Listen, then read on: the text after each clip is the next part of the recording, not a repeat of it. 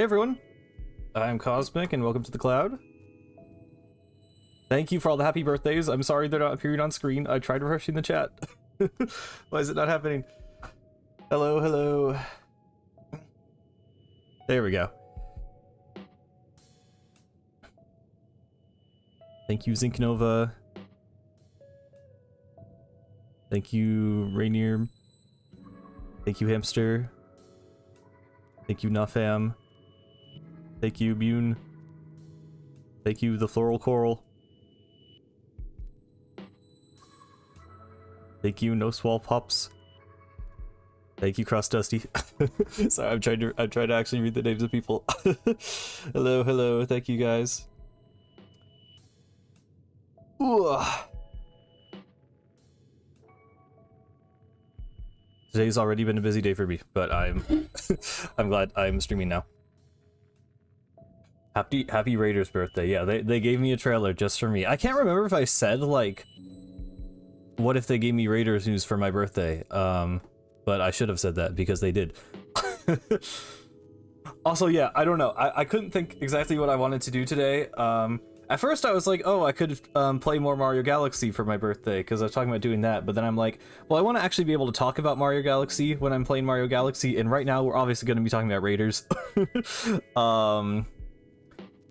And I do want to do like the Octo expansion, but any damage kills me, but I'm like, today was one of the like wake up early for work days, take a nap, and then stream type of days. So I'm like, I don't know if I'm up for that. So the next most stressful thing is no hack runs. So I don't know. It's been a minute since we played Side Order. I wanted to do something single player where I could like, you know, lock in a little bit, but also just kind of, you know, yap and mess around. So yeah, no hacks. I haven't tried doing this since I beat the first no hack run with 8's palette, so yeah, we'll see. I did want to do dualies, so perfect.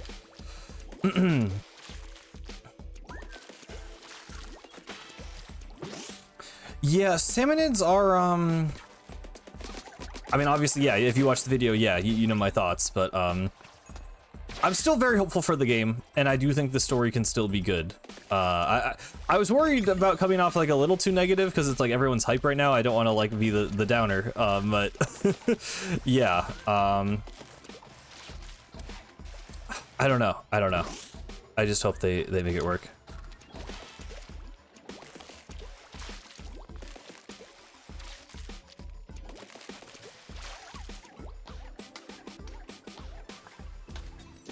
Not that, wait, what about this is the Glenn Fiddler run? I love the big Chungus dude with the big tongue. Yeah, the new enemy designs are great. I kind of like, I really wanted to get the video out. It is admittedly like a little rushed. I wanted to get it out yesterday. There are other things I could have talked about and other things I want to talk about on this stream. I didn't even like, you know, I mentioned I really want to see new enemy designs and then didn't even really talk about the new enemy designs we got. To be fair, we don't really know too much about like their gameplay, but I do really like the new Salmonids. The boss looks insanely cool that we see at the end of the trailer for like 2 seconds. Obviously we don't know the gameplay, but the design is very cool. Yeah, I mean, cautiously optimistic, I think is the best way to approach any Splatoon, especially story, but game in general. So, yeah, always gotta have some caution. I think Deep Cut, like, I really like that Deep Cut actually is doing something actively in the story, or actively in the gameplay at least, and presumably in the story. So yeah. I mean, I definitely think they're listening to Side Order criticism, like, which to be fair, I think a lot of what happened with Side Order was just, you know, time restraints or, you know, scope restraints.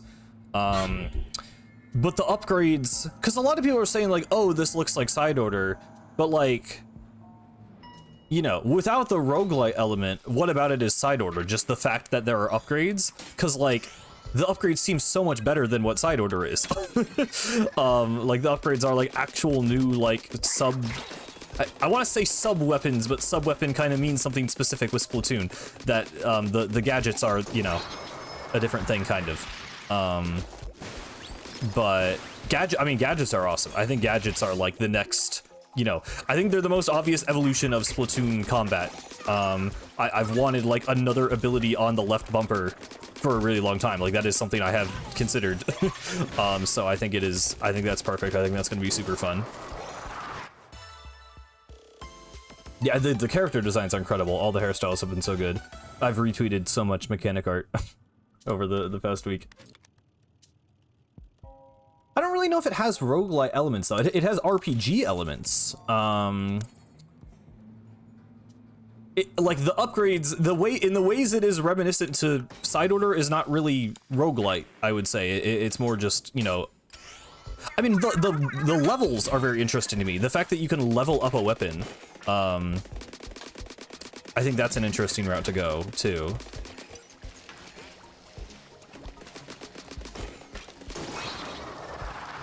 Yeah, I'm so curious about the dungeons, because like I don't want them to just be like Side Order floors entirely. That is, you know, I am worried about it being too combat focused again.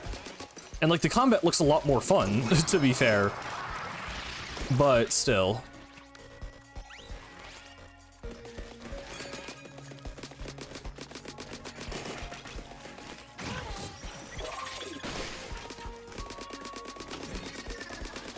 Making my island cute in Tomodachi Life while watching stream. I could show, I mean I probably won't on the stream, but my Tomodachi Life island is coming along pretty well. Well, I haven't really decorated it that well, to be honest, but I've made a lot more Miis.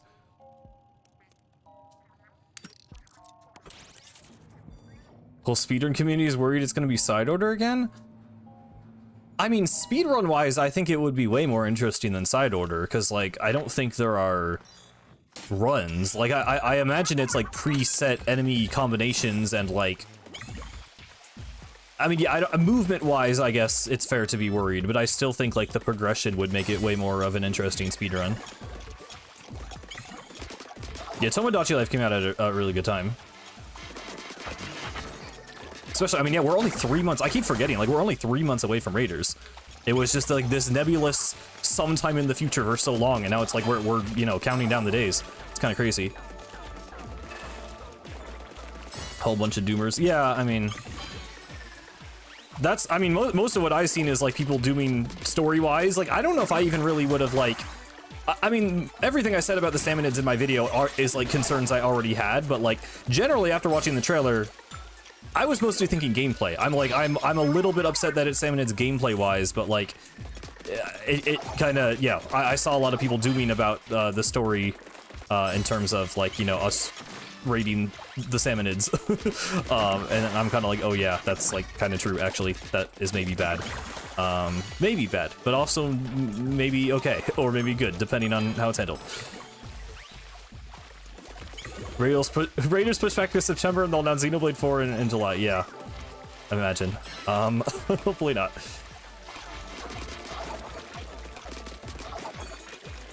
If anything, it might swap with a Fire Emblem, but I imagine we're set in stone if we just got, you know, big trailer.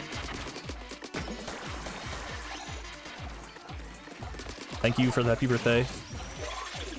I think we'll definitely get an interview. I mean, they just gave us an Ask the Developer for Tomodachi Life. Like, I'm 100%. I feel like they really do.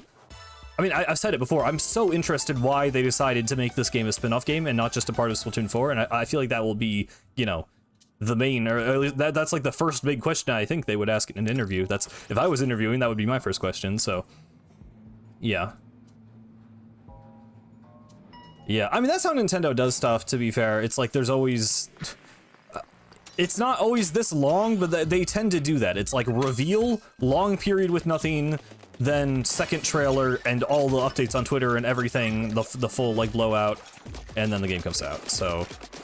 Yeah, the fact that we're getting, I don't know why. I wasn't expecting the daily tweets, like they did for Splatoon 3 and Side Order and stuff, but yeah, like we're probably getting tweets like I don't know if it's gonna be every weekday for the entire 3 months, but probably 5 tweets next week at least. Which, like, you know, obviously I don't want them to show too much, but if there's any, you know, obviously if there's like they show any platforming or I don't really think they would show story hints on Twitter, but you know, anything would be really exciting. I mean, I'm gonna want to maybe even like cover that in videos if it is substantial enough. Yeah, the file size too is really interesting. Like, I don't think they would have just all of a sudden gotten really bad at optimization. Because like, yeah, part of it might just be higher resolution textures because it switched to, but like, yeah, someone pointed out it's like the size of like Mario Kart World around, which is like,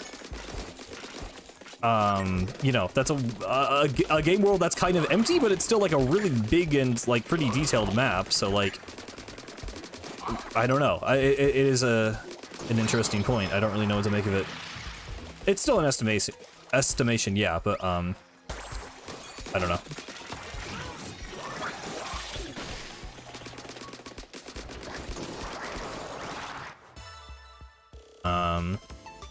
Yeah, it is weird. Like, that feels like the thing they would put on Nintendo today. When you actually want them to use the app, they just stick to Twitter. It's weird. But I don't know. I don't mind using Twitter just to, you know, go straight to the Splatoon account.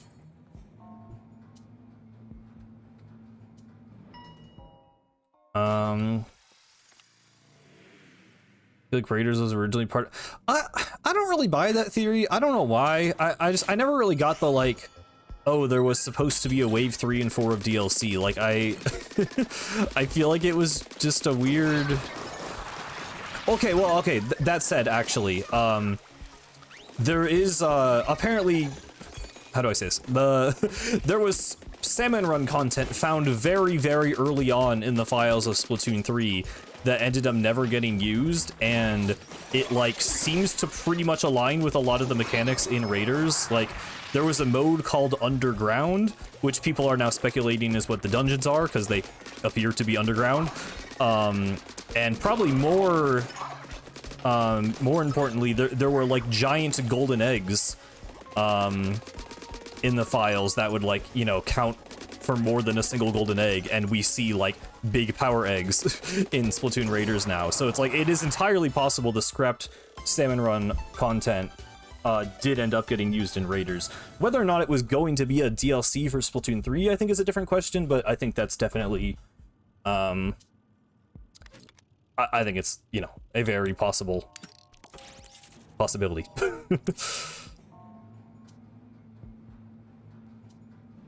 you think Raiders is going to be more like Borderlands or Pikmin 2? I don't really know if I know enough about either of those games to say. I don't think it's as open as some people are thinking. Like, the game still looks pretty linear to me. The environments are more like naturalistic, but like, you know, assuming we can't travel across the water, they're still pretty limited in terms of like where we can actually go. I mean, there's like the searching for treasure, so there is some level of exploration. But yeah, I don't know. It will be like, I mean, my question is just like the objectives. Like, is collecting the treasure the main like goal? Like, do we collect treasure and then get pulled out of the level and we go back to the hideout ship? Or is that just like our score and then we have to like kill all the enemies or meet some other condition? Like, we don't really see them like clear a level or a mission in the trailer, so it's like I don't really, I think that will determine like the kind of structure of the game. I don't even know if Open Zone, like, it still looks mission-based to me. I think, like, the islands are still more, I don't know. Sorry, my dog is scratching at my door. Hello, you can come in the room and sit next to me. I will still be playing video games, I'm sorry. Okay.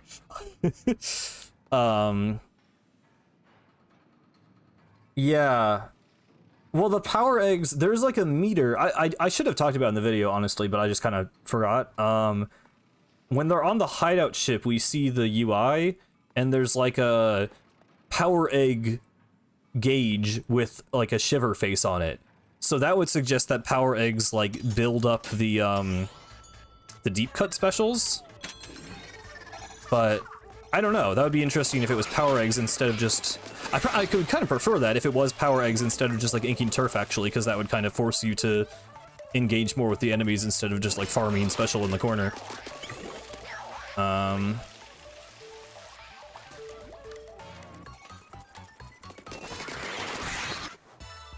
My dog is a Cavachon. It's a Cavalier and a Bichon mix. His name is Chester.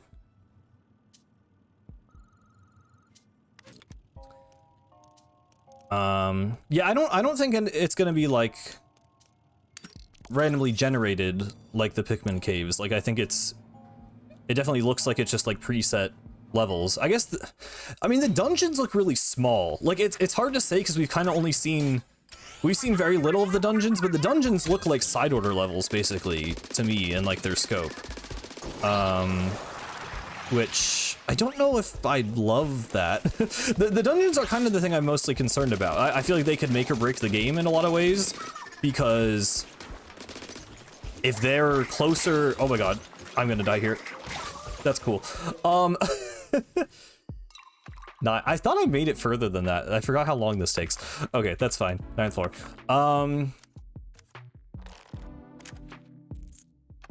What's your dog's take on the Raiders trailer? I don't think he has seen it, but he probably wants to. He likes salmon, actually. We give him salmon sometimes, so he would probably be hungry. I mean, I don't think the dungeon is a side order run. It looks closer to a single side order floor to me. I guess it could be multiple layers. Because it is called a dungeon, right? You wouldn't think a dungeon would just be a single room? That's actually a good point. But yeah, I think I was like in the middle of a thought. If the dungeons are just all like side order floors, that would be kind of disappointing. But if some of the dungeons are closer to Octo expansion or like hero mode levels, maybe a little smaller in scale, but still something like that that could be huge. So it just really depends. Yeah, I mean, that's what I was saying.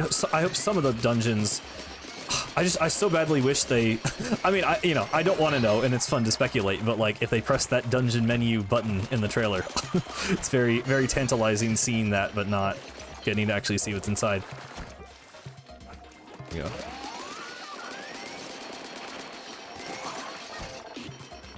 But it's not Salmon Run, though. I definitely think people saying it just looks like Salmon Run are not, like... I'm partly with you, because I don't like that they reused so many salmonid enemies, but the structure of the game is different. Like, the goal is not to kill bosses and bring golden eggs to a basket. So, like, I do think there could be enough there where the whole approach feels different. I'll drop and say happy birthday, love your videos, especially the ranking of all the Splatoon levels. Consider it one of the best YouTube videos I've ever seen. Wow. Okay, well thank you so much. I appreciate that. Yeah, I do. I mean, I've seen that sentiment from more like, you know, casual like Splatoon fans are more like, you know, other Nintendo fans not as deeply ingrained. People are like, oh, so it's just Salmon Run, and I think, you know, you see Salmonids and you think, like, I think that's fair. I get why people are like, as a first impression, at least when they're first shown, I can see how people get that impression. I feel like if you then watch the rest of the trailer and see all the gadgets and stuff, I feel like it's clear that it's more than just Salmon Run, but, you know, I'm partly with you. Like, I want it to be very, very different from Salmon Run. I just think it has already proven to be, okay, wow, that was terrible. It's already proven to be, like, innovative in a lot of ways. We'll just have to see how far it goes. Oh my god. Yeah, I'm worried about the objectives, because it's like, the combat looks really fun, but like, will the whole goal of the game just be fighting enemies? Because it just seems like it will get repetitive. Like, there has to be something else going on there, which I imagine they're just not showing us, because like, there was a lot in that trailer. Like, there's a lot going on, and they probably want to kind of, you know, piece by piece show us, geez, the full scope of the game. So I think it makes sense to kind of start with this, but yeah, I hope there's more stuff. This just looks like Splatoon 3.5, yeah. People will be saying that when Splatoon 4 comes out, so be ready for it. But yeah. I think a Raiders Direct probably will still happen. I was gonna say it might be less likely now, but it probably still will happen. 3 months is just not a lot of time, but they normally happen like, you know, a couple weeks before the game comes out, so... there will basically be a Twitter Direct. Like, I really think we got to be looking out for the tweets in the following weeks, because I think that will tell us a lot about the game. Yeah, I mean, that's true, Wild. Like, I don't know, the progression might not just be like, we do see like the world map kind of expanding, like the clouds opening as you discover new islands, but like that might become less linear, where you're not just going from like island 1 to island 2 to island 3, like maybe you could kind of choose the way you go a little bit. That could be really cool, because they do show, you know, the mechanic like coming across an octobrush, like you know, you would think there would be some amount of like exploration and kind of freedom in the order you do stuff, just with how much customization there already is, and like the upgrades and everything. Yeah, I mean, they can do like small directs. Like I think other Splatoon directs have been these like huge, like 30-minute videos, like, you know, showing you every single part of the game. But then you have stuff like the Mario Kart Direct that's like 7 minutes, and they're like, press A to go forward, you know, like, so there's a lot of wiggle room for like what a game-specific Direct can be. And I think they could just give us like a brief overview a few weeks before the game. I definitely don't think open world. I don't think open world is the right term. It's like open zone at most, and even then I feel like that's not the right descriptor. We don't know for sure, obviously, but I just, like... it doesn't look open world. That is not the impression I get from the trailer at all.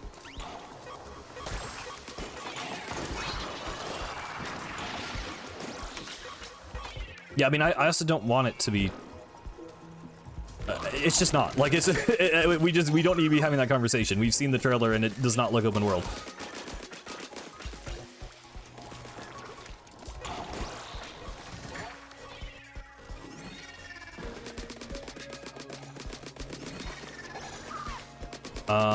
Something that is interesting, like, lore-wise, that I didn't bring up is, like, it does seem like maybe someone else either is there or was there besides the Salmonids, because, you know, we do, they, like, find, you know, they modify weapons, but they also find the Octobrush, and there's one shot where you see the robot, like, the deep cut robot, like, it looks like they just came across that. They didn't build that from scratch.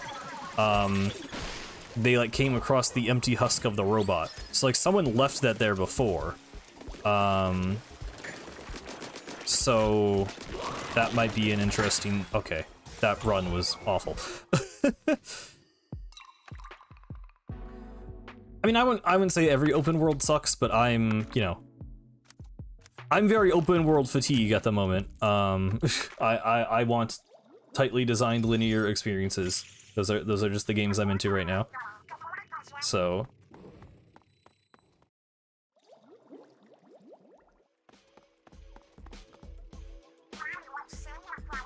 why is this?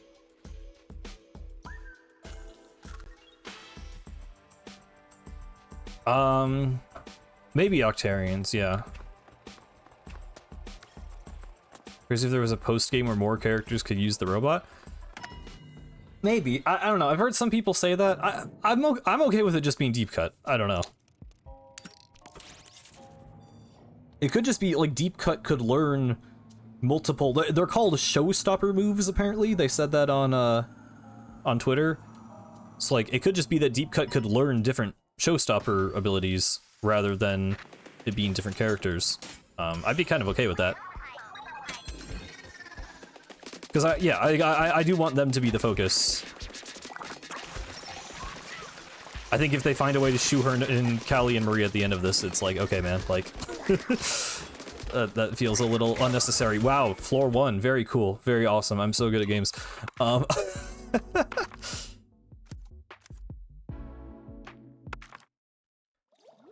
mean, the Octarians, like, there is a Slammin' Lid and a Scrapper, so Octarians are technically, lore-wise, already slightly related. But yeah, I don't think they'll, like, appear as enemies or anything. I mean, this is mostly a yapping stream. I'm like, the gameplay is a background thing. That is an excuse for embarrassing gameplay, but also it's true.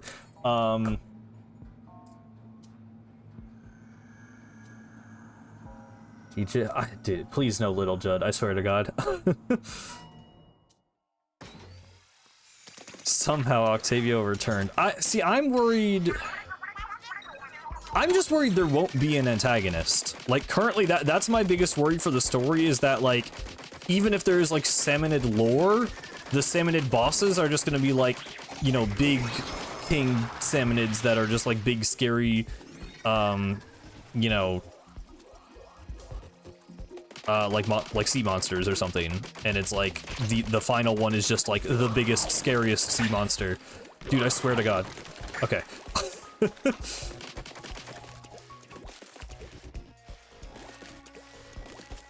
I mean, I don't expect any Grizzco, because that is like a genuine, like, I don't think Mr. Grizz would come back. I don't think we really have to worry about that, but some mention of Grizzco is not that out of the question considering the Salmonids are involved, but I don't really think it will be. I hope Little Judd gets saved for never, personally. I hope it's not important.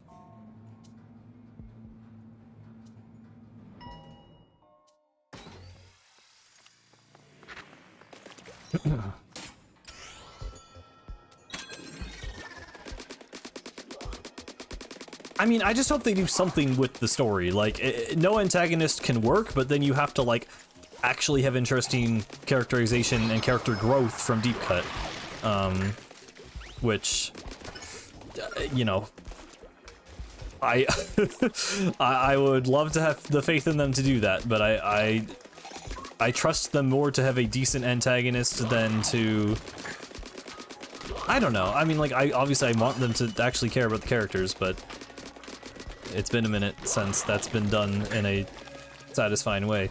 And by in a minute, I mean since Octo Expansion, like most things. Oh God.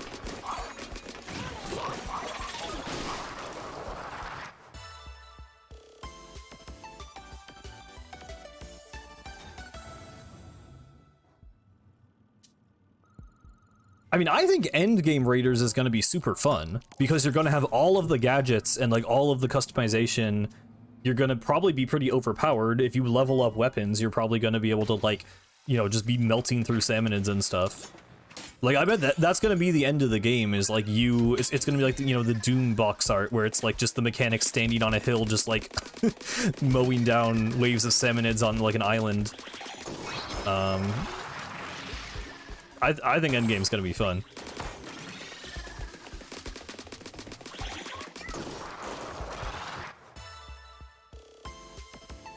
I mean, the customization just seems so in-depth, too. Like, that's something I was gonna go into it in the video, but I'm like, you know, I don't really need to cover this here, because I'm not planning on talking about it so in-depth, but, like, the fact that, like, you can add, like, a second slash onto it, or, like, it's just like things that in Side Order that would have just been like general perks for your whole character are now just tied to like a specific gadget, which I think is really interesting, like damage. And there was like an emergency damage perk, which like that sounds like a like glass cannon build thing. I don't know if it's like you do more damage when you're on low health, or maybe like when the robot is on low health or whatever, but like that seems really interesting. Like that's actual like strategy in depth to like, you know, that's the issue with Side Order, right? Is like there's not really a drawback, like besides maybe like using too much homing shots and then you're trying to shoot something and it like homes in the wrong direction. Like there's very few chips in Side Order where there's ever a situation you don't want to have it, right? Like there's never really a wrong answer. And I think it's good for there to be a wrong answer. I think there should be bad combinations of abilities, because then you actually have to think about what you're doing and not just automatically shove everything together. You also have the limits, like there's a, you know, there's limited space, or like, you know, you don't have infinite slots for applying the buffs to your gadgets, which I think is good. And it's also just another thing to upgrade. Like, the progression just seems really good. It just seems like there's a lot to do to, like, build your character and your weapons and everything. I think it will just be an extremely satisfying game to go through and collect everything. Thank you, Mr. Train Boy.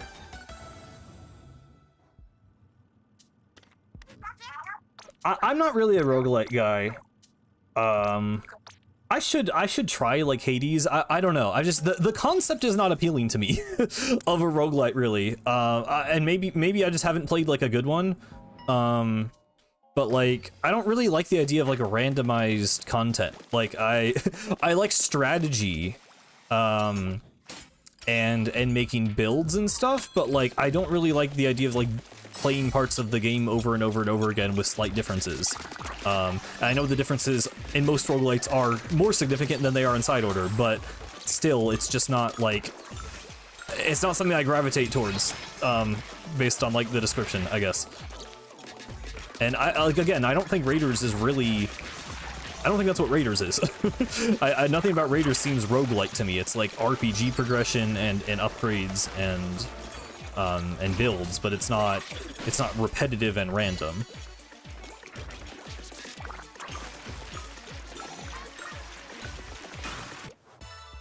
Yeah, I don't know if they would bring over 2 sub abilities, or sub weapons. I'm trying to, gadgets are different than sub weapons, and but yeah, I don't know if they would bring that into multiplayer, because, like, I do feel like they want to keep a certain level of simplicity to PvP, but I'm really happy to get it in single player. I think it's perfect.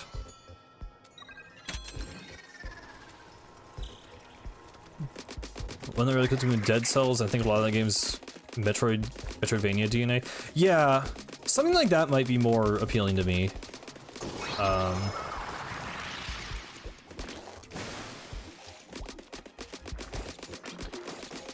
But I don't know. I worry the gadget customization will be less cool than we think. I don't know. I mean, it seems pretty cool already. Like, I'm already a big fan of the 3 things they showed. I guess the turret is kind of whatever. I don't feel super passionately about a turret. But okay, one thing I did want to talk about. Which, like, I don't know how to... Basically, okay, so one reason I don't like Salmonids. There's 2 types of enemies in Splatoon, right? There's the Octarians, which are either stationary, or they, like, move backwards or strafe side to side as you're shooting them. And what I like about the Octarians, like, I don't want more Octarians. I'm glad we're moving on from the Octarians. But what I like about hero mode levels is that there's this kind of, like, there's always this feeling of, like, forward, like, momentum. Like, not, like, literal physical momentum, but just the sense that you're always, and, you know, part of it is just because you're in a linear level, obviously, but, it feels like you're going forward into the enemies and, like, through the enemies to defeat them, and it's, you know, it's like a kind of power trip, I guess, but it just feels cool and satisfying to play. And something that I feel like has always just not clicked with me with Salmonid design is that because they're always moving towards you, you have to be, like, either still or backing up. Like, you can't push forward into a Salmonid or a Gelatin, or they just slap you because they have melee attacks and not projectiles. So, like, I don't know, that's just always been like something that hasn't clicked with me as much about Salmon Run compared to, like, hero mode level design, and that's something, like, I don't know how to feel about it in Raiders, because, like, it's a little bit different since the enemies, like, here, like, see how, like, I'm constantly, like, I have to back away.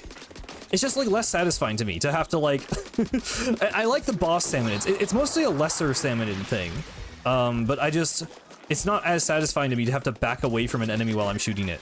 And like, it sounds like a tiny thing, but like, obviously that's the entire game feel. So like, it is important. Well, yeah, so now with the gadgets, like, I'm just really curious how the balance of the game will play out. Because if you can, I guess, like, I hope the hordes are smaller. I don't like hordes. Like, that's another thing, is like, I don't like when there's too many enemies to focus on. I prefer like singular enemies with more HP that force you to reposition. Like, if you're gonna force me to reposition, you should be like a boss or like a mini boss, like one big thing that's like forcing me to move out of the way and dodge or parry or whatever. Whereas with like normal enemies, I normally like to be able to just kind of like push through them. This is like a general just like game preference thing, I guess, for me in my brain. So I don't know how. I'm curious how the balance will be handled in Raiders, where it will be if you're more, you know, offensive or defensive, I guess. I mean, maybe that will just depend on the build. Also, I finally actually made it to a boss.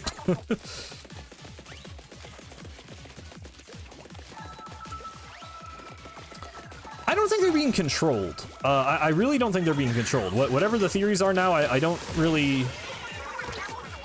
I don't know. I know some people are saying it's like the ick. They have the ick rather than it being salt. I don't really know. I definitely it's definitely salt. Like it definitely, everything looks like salt. But it could be, you know, both. It could be a kind of like disease. But to me, it seems more likely that they're like powering themselves up, or like I said, like preserving their life with the salt, rather than it being a detriment or a way to be controlled. That just makes more sense to me. That's just what it looks like. Wow, even no hacks just cannot make this boss difficult. Yeah, we also cannot be doing mind control again, please.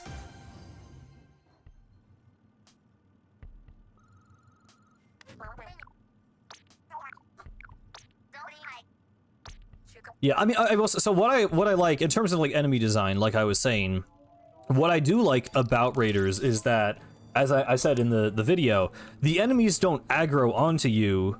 That's just the thing I don't like about Salmon Run, is that enemies aggro onto you from no matter where you are on the map, and it's the same thing in Side Order.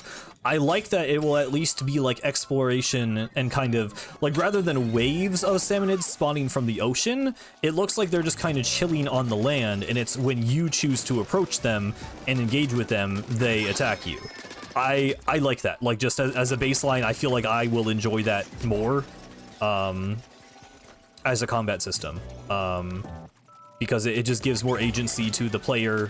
It kind of lets you pick your own like fights, and will hopefully mean like enemies will be smaller in number, at least towards the start of the game. So yeah.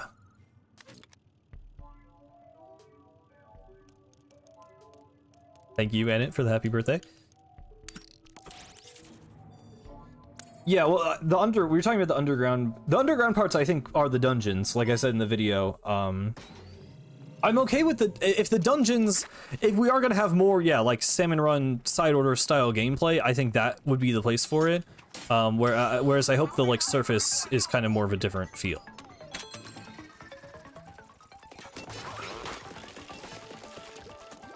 Hello, Frame, welcome to the stream. In the game, we see Grizz with mind control goggles to control the salmonids from the long dead humans, with Little Judd reviving Commander Tartar. Yeah, okay.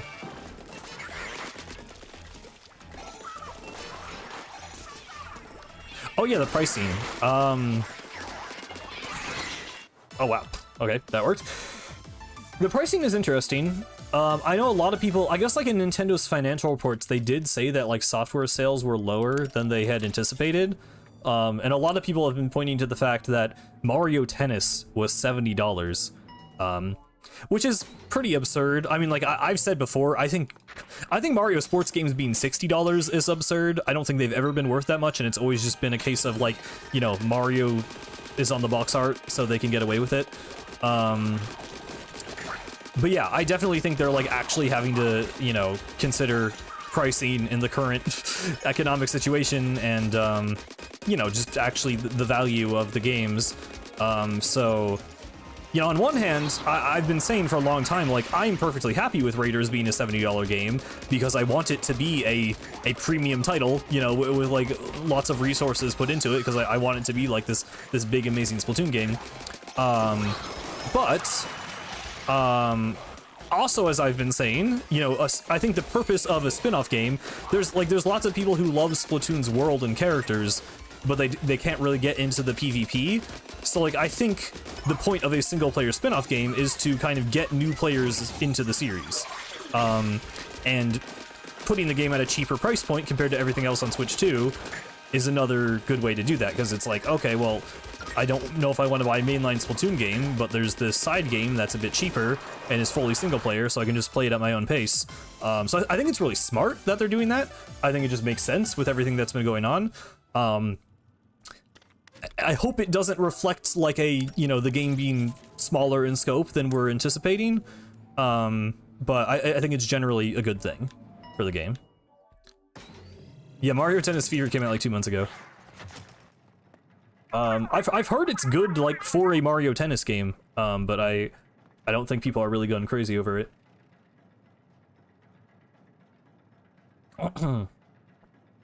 Oh, yeah, the co-op is interesting, too.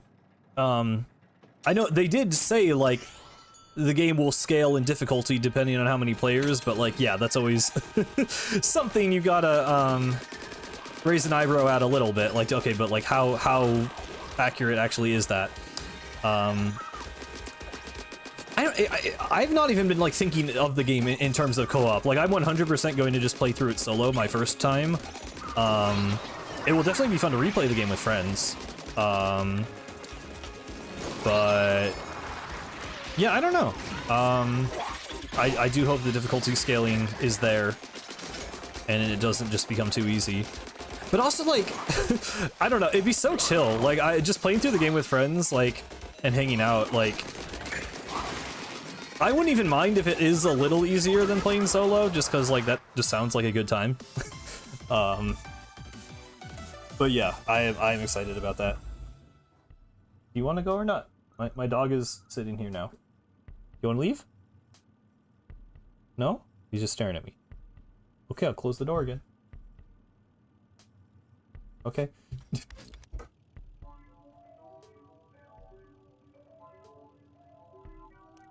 You just now bought a 3DS instead of a Switch 2? I mean, fair enough, actually.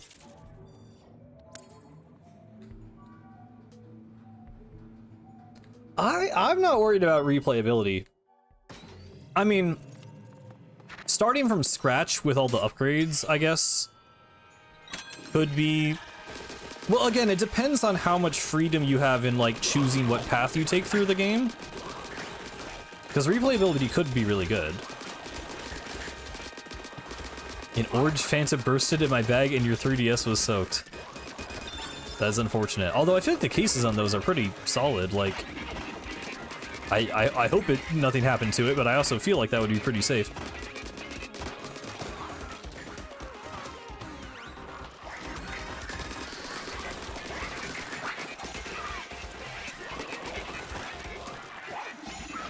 Oh, okay. How did that break my armor from that range?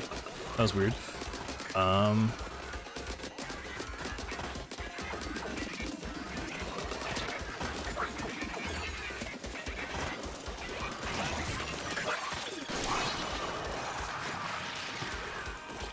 I like Raiders, but it doesn't have the vibes that feel so new like OE had. Yeah, I don't know. It's an interesting, like, balance in terms of vibes. Like, it does feel like new. I know a lot of people are saying it kind of felt like, shoot, kind of had like, I don't really agree with this necessarily, but people were saying like Splatoon 1-ish vibes. It just feels weird again. It does feel like weird and experimental, like, despite the Salmonids being there. I don't know. It feels like a whole new, like, just exploration of the Splatoon world and Splatoon gameplay. For me, it feels pretty new. I don't know. I'm pretty satisfied on that front.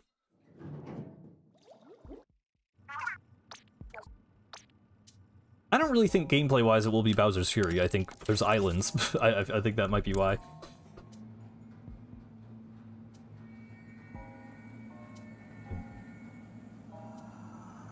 Yeah, I mean, the game looks really good. That is one thing I'm happy about, is, like, visually, like, I like... I mean, Side Order... How do I feel about Side Order's aesthetic nowadays? Like, I love the look of the Order sector. I love the look of the backgrounds, but not on the level of, like, Octo Expansion. And the levels look... Like, the actual level terrain is pretty lame. So...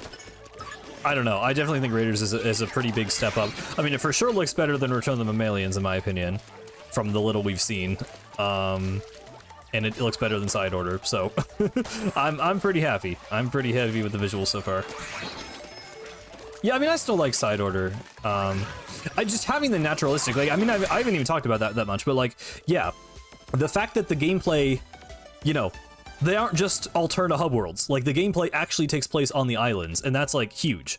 Like, it actually looks like we're, like, in the world of Splatoon, and not just on abstract blocks. Like, the dungeons seem to still kind of be abstract blocks. Like, again, they look sort of like Side Order stages. But even then, you at least have, like, varied terrain. Like, it's not like Side Order where, like, every floor... Okay, well, I'm saying this on, like, the one floor that has a different, like, terrain texture. But, yeah, you know, a lot of Side Order floors blend together, and it looks like the dungeons have a bit more variety, at least in, like, the colors, so that's cool.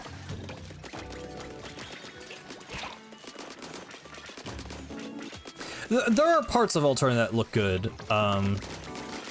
I really dislike the gray concrete brutalist thing. I've talked about it a ton on stream and in videos, but you know, that's an opinion.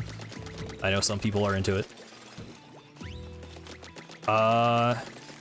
Well, now that we know it's Salmonids, I feel like the line between a boss Salmonid and a mini boss is kind of strange. Like, do you count the 3-tiered Stinger as a mini boss? I don't know. That might work. Oh, they knocked it out.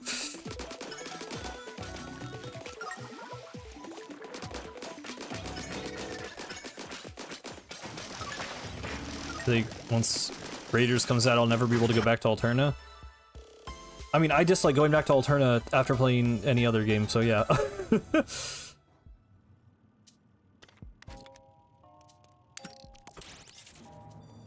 It does look flat. But also, like, in the first teaser where we saw the islands, like, a lot of those did not look flat. The like, volcanic area and the snowy area, like, seemed to, like, at least have, like, multiple, like, tiers to them, like, just literally in terms of the terrain. So, yeah, I hope there's cool platforming. I really hope there's cool platforming in the overworld.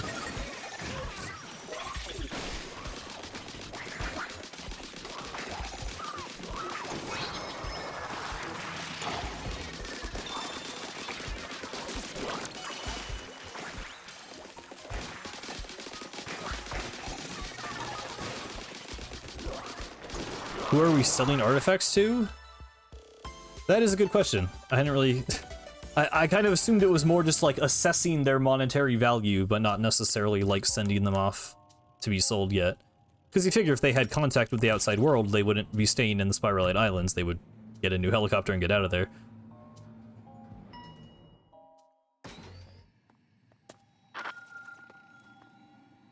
I don't think Little Judd...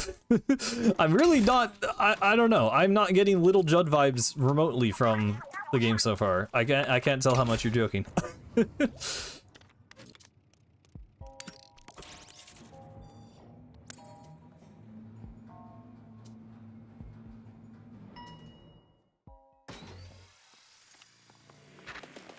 Thank you for the happy birthdays. Hello, Sanic dude. Do you think we could have...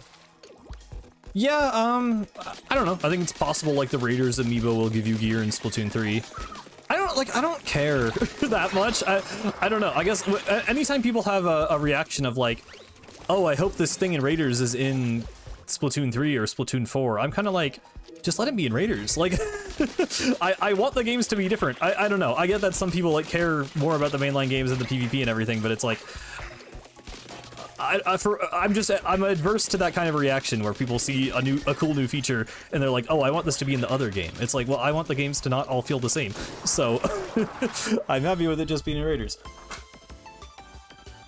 Okay, my dog finally left. Yeah, I've heard people mention that as like if the bosses are kings, you're kind of massively scaling the mechanic if they're able to take down boss salmonids by themselves, or king salmonids rather. But I don't know, they might not worry too much about that.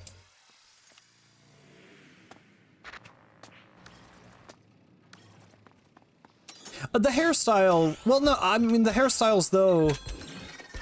I don't think the hairstyles will be in Splatoon 3. I think they were very obviously designed, like, you know, taking into account that they didn't have to worry about headgear, like clipping through them. They all look like they would be an absolute nightmare to design with Splatoon multiplayer headgear in mind. So we almost certainly will not get the hairstyles in Splatoon 3. I mean, I'm more curious what the amiibos do in Raiders, if I'm being honest. I care more about Raiders. I don't care about Splatoon 3 right now. Like, I don't want the game to, like, you know, just die and be forgotten, but it's like, we're focused on Raiders now. I don't, I'll worry about Splatoon 3 later. Yeah, I'm pretty much just expecting new outfits. They're also really expensive. I pre-ordered the Shiver one. I don't know if I'll get the other ones, because $25 each is a lot. But yeah. I don't know. I still think the Little Judd conspiracy is like...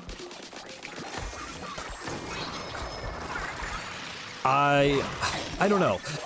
In terms of like the actual developer's intent, I honestly can't tell if it's a joke or something they were like...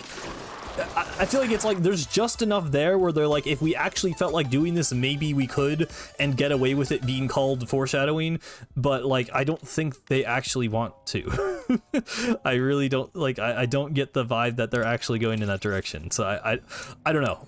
Especially after Return of the Mammalians. Like, I think for Return of the Mammalians, expecting the judge to be involved was fair. I think from now on, it's a crack theory. Or not, I mean, not a crack theory, because there's, like, kind of... almost... I mean, there's, like... calling it evidence, I feel like, is a stretch. But, you know. There is evidence of something going on with Little Judd and Grizzco, for sure. There's been, like, a significant number of hints about that. But there's not really any indication that Grizzco will be involved in Raiders. There's just Salmonids, so I don't know.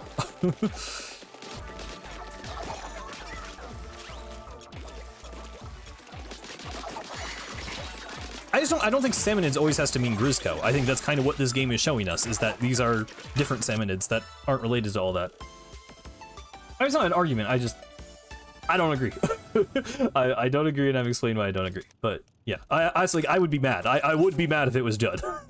I'm very, very against the idea of it being Little Judd. I think that would suck and be terrible. But that's my opinion. So.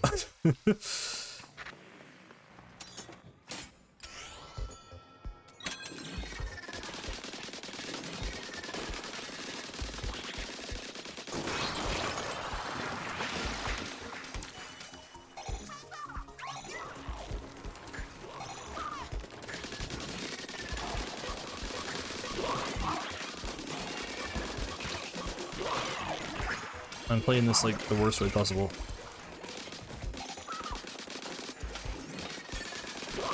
Yeah, but I don't want funny but stupid. I want good writing. It's been too long. Smallest was funny but stupid. I want like an actually good villain.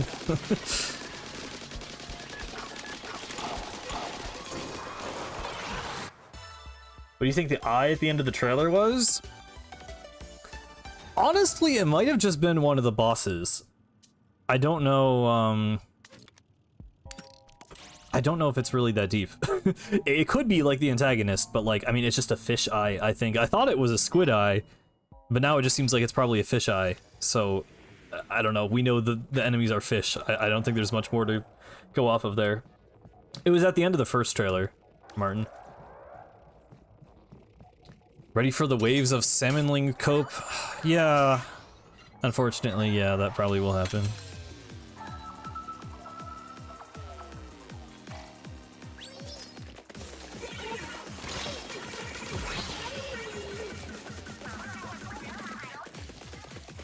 Don't disregard funny and stupid villains like they're incapable of being written real. Well, that's what Octavio is. Like, I get it, but funny...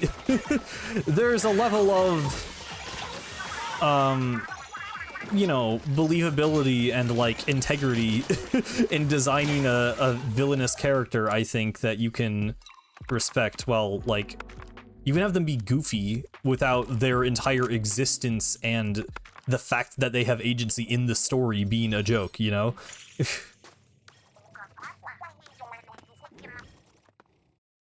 Like, there's just no reason Judd... The entire thing with Little Judd is that he is incapable of doing anything. Like, I feel like people read the first part, it's like, Little Judd wants to stab Judd in the back, and people are like, oh, no way, he's gonna be a villain. And the second half of the sentence is, but he's too small, so he can't do it. Like, like, the entire joke is that he is incompetent. And obviously, yeah, like the Grizzco stuff implies, oh, but maybe he's secretly competent because he's just the guy in the chair telling everyone else to do things. But it's like, it just would be stupid, man. Like, I just want it to be cool and not stupid. I'm doing Hackless, yeah. They've tried to make every villain funny and stupid, and only one of them has worked. Yeah, and Tartar... and Tartar is the best villain because it explicitly has a line of dialogue in the English localization where it says, okay, I'm turning off funny mode. and just going to be serious for a second. So, yeah, like... And yeah, Octavio actually worked. But yeah, I don't know, man. Do you think it'll have DLC? Maybe? Definitely not on the level of, like, a side order or an Octo expansion, but, jeez. Maybe, like, its own type of expansion. I don't know why I didn't dodge roll there. Just watch your side order video, it was really good. Oh, thanks. I'm still pretty happy with that video, I think it was pretty good. Glad you enjoyed it.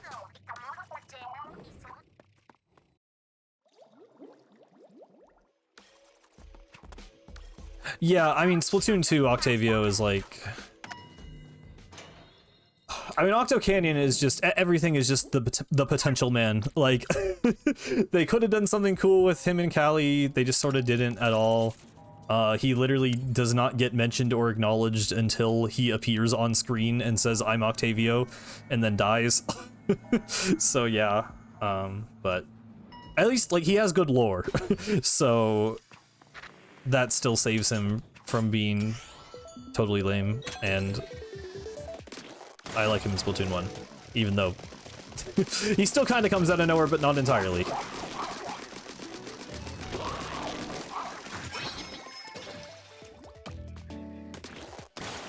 I posted in the Discord, but I unironically found a tweet that was like saying... I think it was after the trailer. Yeah, it was like the day of or day after the trailer came out, there was someone who was like, remember that Glenn Fiddler guy? I bet he's behind something. Like, people... I don't know what's with people in Glenn Fiddler, dude.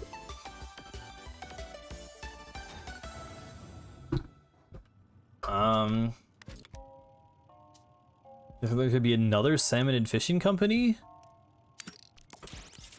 I don't know how they would do that in a way that doesn't just feel redundant. Like, in universe, yeah, they probably exist, but I don't really know why the story would focus on them. Yeah, I will say, the music has not impressed me so far. The music in both trailers is just very, kind of whatever to me. I don't know, it's fine. I also talked about this on the Discord, but like, I don't know, it weirdly, it sounds like side order music, kind of. Like, not in the instrumentation. They're clearly going for that kind of like tropical vibe with the instruments, and they kind of have the like, for lack of a better word, like tribal, like, you know, vocals. It's like there's some new stuff in there, but like the structure of the music and the way it builds up is extremely side order in a way I like kind of don't like. I don't like the second trailer is just like, it's like, okay, this sounds like Splatoon combat music, I guess, but like there's just not, I don't know. Yeah, the like 1.5 second.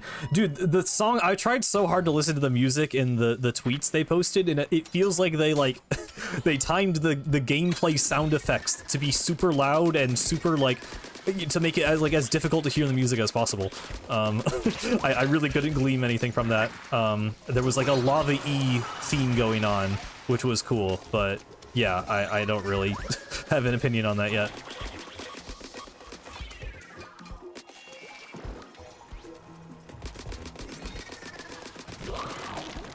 Yeah, I think the deep cut music will be good, and the deep cut music already has been good. There was a remix of Deep Cut's theme from Return of the Mammalians in the first Raiders trailer, and there was a remix of Anarchy Splatcast when they showed the amiibos in the second trailer, and both of those sound really good. So I'm not worried about the deep cut music, but I'm worried about the general gameplay Salmonid music.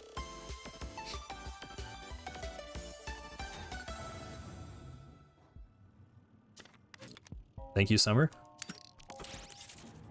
Do you expect characters outside of Deep Cut and the mechanic? I did. I'm surprised we didn't see them in this trailer. I mean, this was very much a gameplay trailer. I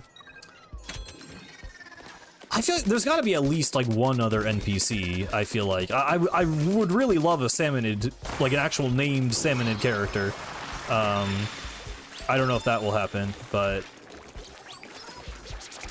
yeah, there's got to be someone else, I think, but I don't know. Yeah, multiplayer is interesting too. Like, are there just 4 mechanics? Do the 3 other players play as like the members of Deep Cut? I'm really interested to see how they handle that. Yeah, like I'm okay with a small amount of characters, but it does feel like there should be. I kind of want something else, you know, just for Deep Cut to like bounce off of, or like I mean, again, I would love like an intelligent speaking antagonist, even if they were more of like a servant. Like, what if that was a thing? There was like an Octoling or an Inkling that was like on the side of the Salmonids that would like come in and like interrupt our adventure and be like a recurring boss. Like, I would love something like that as another character, but I don't know. Riding on Big Man is like, that's just a weird thing that I like predicted. I think, I mean, I don't think I was the only one, but like in my brain, I could so clearly picture like riding Big Man as a way to travel across the water. And that's not exactly what it is. It's just a special move, but yeah, I was weirdly happy to actually see that be a real thing. We need a rival character so we can have gay shipping. I mean, among other reasons, but yeah, I like the idea of a rival character a lot. Because that's what Deep Cut was supposed to be in Return of the Mammalians, but then they just sucked, and they didn't do anything with that. So, I think having a character to rival Deep Cut, like, I just want a character who just, like, rage baits Deep Cut, you know? Like, because the Squid Sisters just didn't care. That was the whole joke, is, like Deep Cut tried to, like, agitate the Squid Sisters, and they were like, oh, haha, like, you know, like, and it was, like, that was the joke, but, like, that's lame, because it didn't go anywhere. But, like, I want a character that, like, makes Deep Cut angry and like makes them like, it should be a thing where like Deep Cut is bickering among one another, and then this other character comes along and they all join together to be mad at this person, you know? I would love a dynamic like that. Nice. I would love that so much.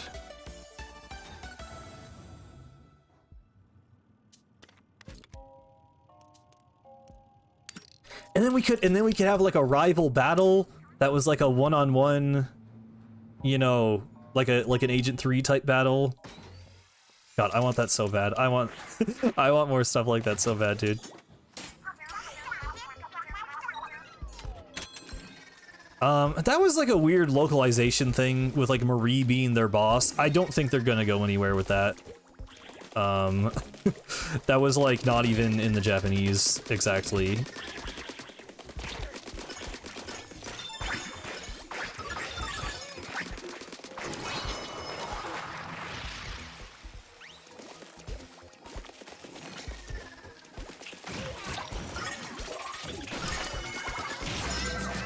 The rival character rage baits Steepka and gets upset because they can't rage bait the mechanic. Exactly, you get it. Like that's the vision. And even that would be like, well, I don't know. It'd be a little cliche, but it would also like make sense with their characters, and it would just be something interesting.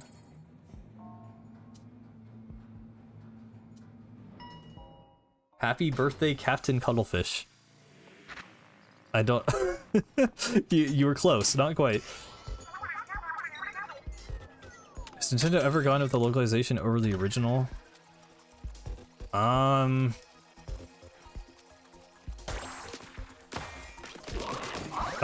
in Splatoon, I don't think. I feel like there might have been an example of that, but I don't know. But definitely not for something that small that's just like a throwaway gag. Like, I think in the Japanese it's just like they call her like Big Sister Marie, basically, and they localized it to Boss Marie. And then so then they made jokes about like her like approving their time cards or whatever. It's just it's not even funny. Like it's it's a weird joke. It's a weird throwaway joke in Japanese that turned into a weird worse joke in English, and I don't think it matters.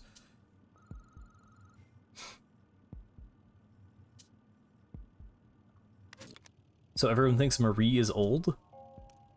I think the grandma line is obviously an insult, right? Like, I don't think... I've never heard anyone actually think Marie is a grandma.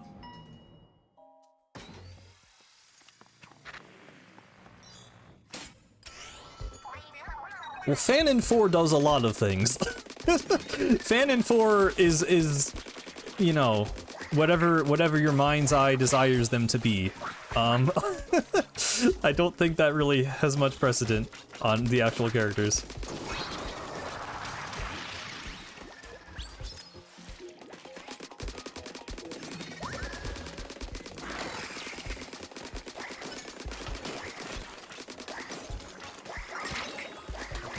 Okay.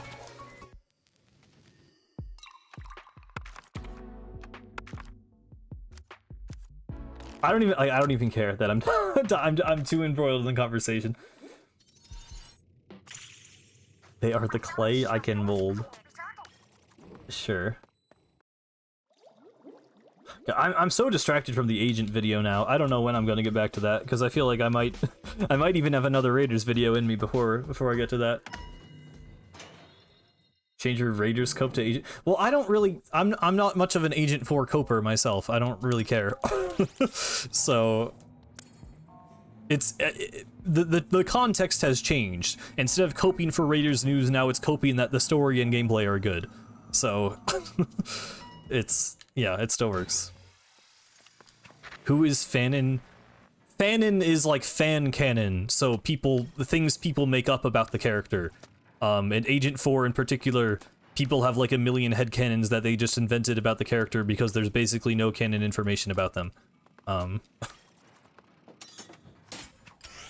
thank you, Octoseal. Yo. Thank you for the 2.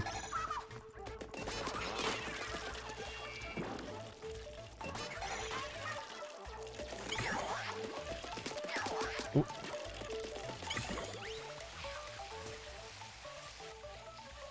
I'll convince you to cope? Oh, for Agent 4. I'm like, what are you talking about? I forgot you were an Agent 4 guy. You're like the fakest Agent 4 fan, bro. You're like, I use the hairstyle.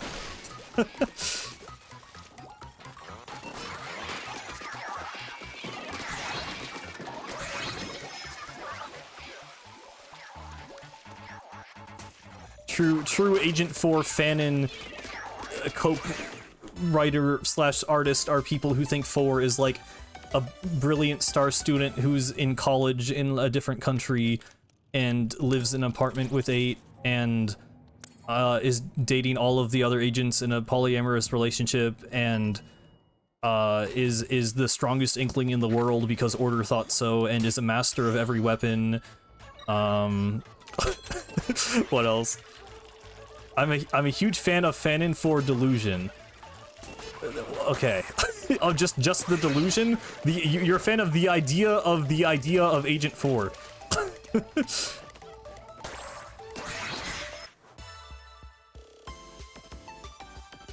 Everything he's saying is true and canon.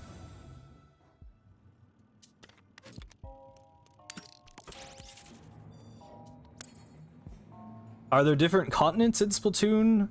Yes. There was like, I forget where it's from. I think it was like some band lore, but there's supposedly like at least like 200 countries in Splatoon's world.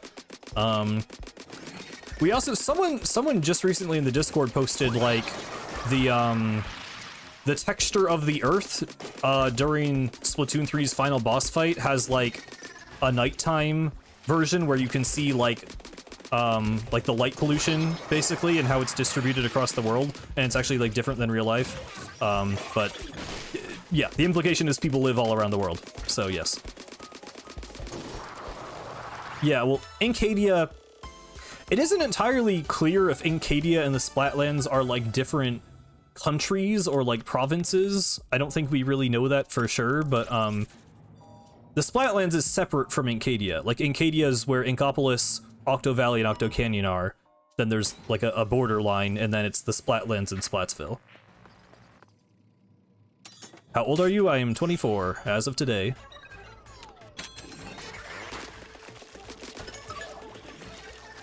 Yeah, we have a couple world maps. There's Sheldon's shop in Splatoon 3 has a map of the world. We have the, you know, the map that shows all of the locations where things have happened in the game stories. And then we have the Earth texture from Return of the Mammalians, which actually is like a whole modified, you know, they actually made like all the land masses look different to reflect like the sea level rising and stuff, which is pretty cool. They really didn't have to do that. Yo, Kraken, thank you. Happy Spawniversary. I'm drawing 8 Huffing Greens. Awesome. Thank you for the 2. Don't you stay with your family? Yeah, I went out with my parents last night and got some dinner. We kind of celebrated last night, and then today I'm streaming and hanging out with friends.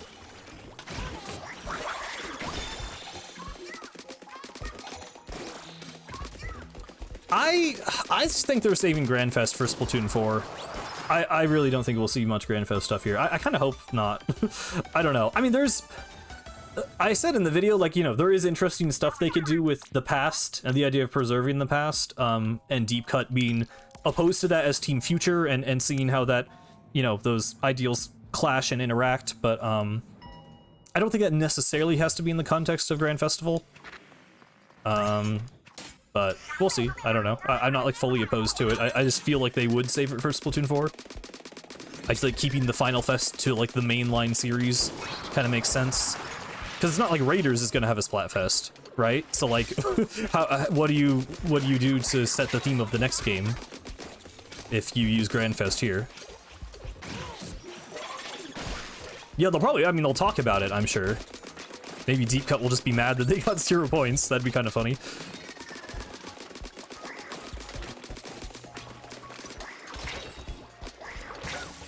Okay.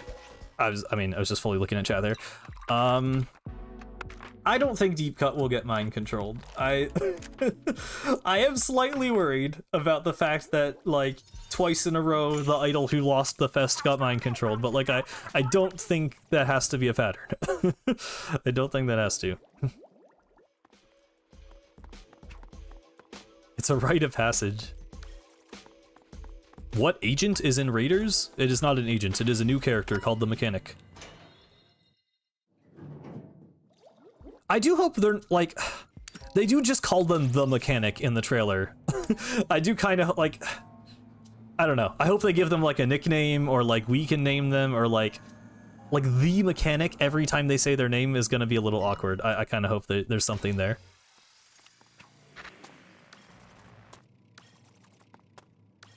Mods ban that person, says my one mod. Yeah, I mean, I think it would be hard for them to properly implement the Grandfest theming with the timeline that we've had. I don't think it would be impossible, but like yeah, it would be my preference that they wait, not only because, you know, maybe it seems unrealistic to think that they would have implemented it already, but that it'll probably be more interesting if they have more time to kind of to cook with it, you know? Yeah, I know people in the community call them mecha. that might be what I like default to eventually, but I don't know. I'm a very like canon compliant guy. If a character has a name, I like to use that name. I'm stubborn about that, so I don't know.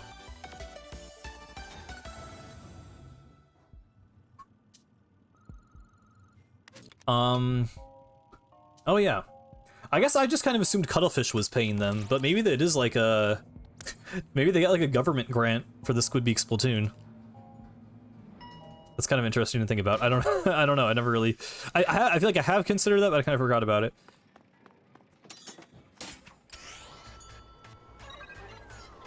I do not want Deep Cut to eat salt. No.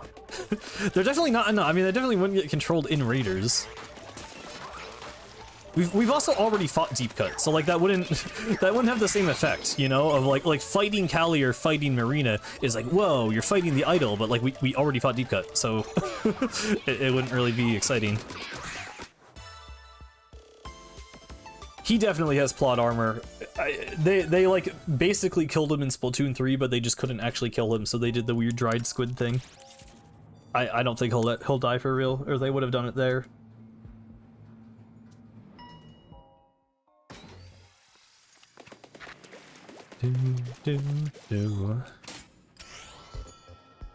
Predict Splatoon 5? Not quite yet.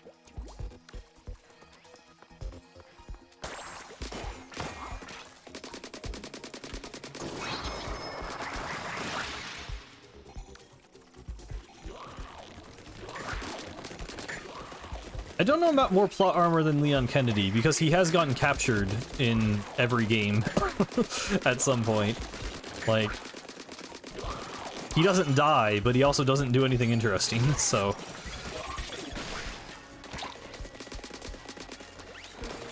Is Splatoon 1 available on Switch 2? No, it is only on Wii U.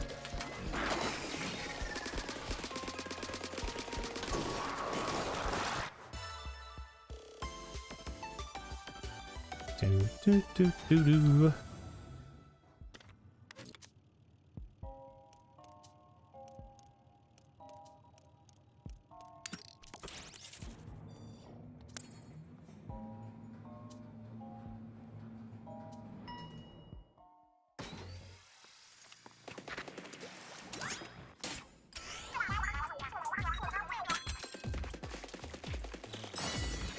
Thinking on Twitter when I finish the drawing. Okay, I'm a little bit scared, but I'm interested to see what you're making.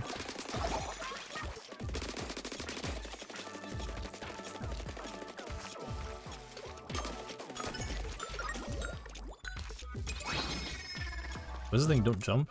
Okay. Dude, the bonuses are so undercooked. Like, I remember thinking like, oh, it's cool, there's like extra conditions in the challenges to like limit what you can do, except it's like, it's I thought you like, when I first played Side Order, I thought if you jumped a single time or if you swam at all or whatever, you would just be totally locked out of the reward, but you lose like 5 points at a time, and it's like barely even worth it to like not do it. Like, I don't know, that's such an undercooked feature.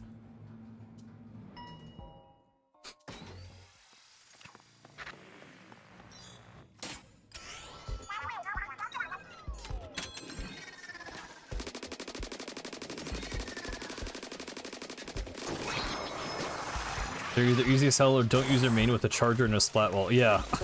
I remember during my initial Side Order playthrough, I like tried inking a zone with a wall.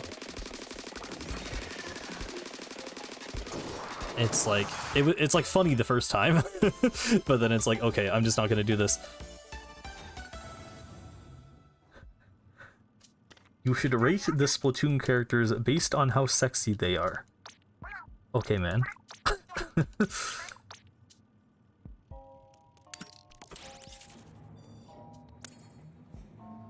Orca? I'm really interested to see what callbacks there will be, because there will, like...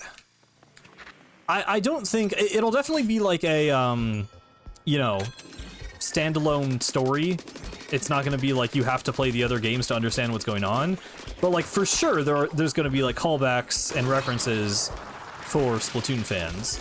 So like, I don't know. I do wonder what will be there and what won't be there.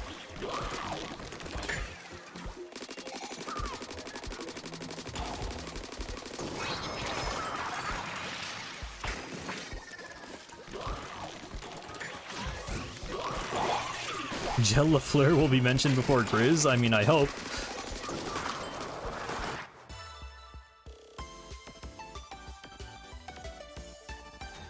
Does Deep Cut know that Orca exists? Good question. Probably not. They never acknowledge it.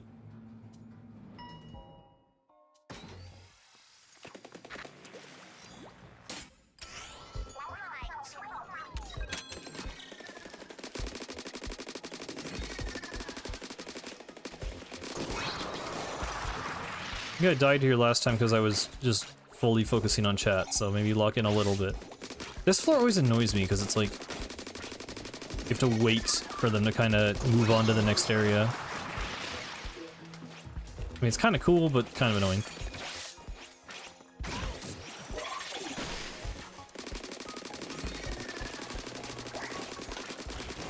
It's kind of like Pokemon Legends game, spin-off games, experimental maintenance games that are new.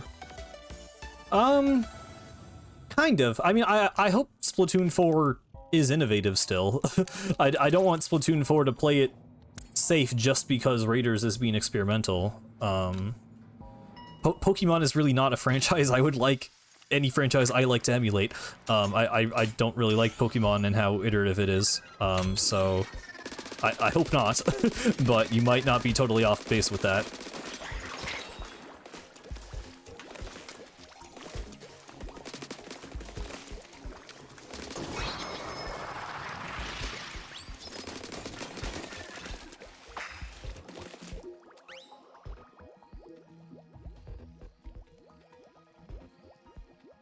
These always make sounds?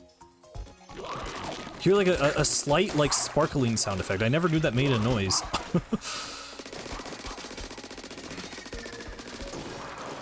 Thank you, this PC.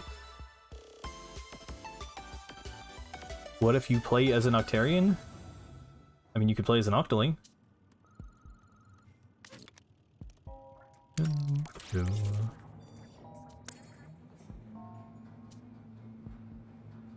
Yeah, I mean, it is like, cause yeah, for the longest time, whenever people asked me about a Splatoon spin-off game, I was like, well, it would be weird to have a Splatoon game that doesn't control like Splatoon. And I guess I don't know, I was always thinking weirder, like, in terms of, like, a fully different, like, genre, but it's like, yeah, well, it is a spin-off game, but they just made it controlled like Splatoon. Like, it's different, but not so different, so, which I think is good. I think it's fine. I don't, like, have an issue with that, because I like the way Splatoon controls, and I still like there's infinite potential to innovate with Splatoon's, you know, very core gameplay. But yeah, I mean, it's not a spin-off like a Mario RPG is to a Mario platformer. Like, we're still mostly kind of working with the same toolset. Hurricane and Pearl are not agents, correct. Peak gameplay or peak story? Just for once, I would like to have both. Just for once. Once again, after Octo expansion, but I don't know.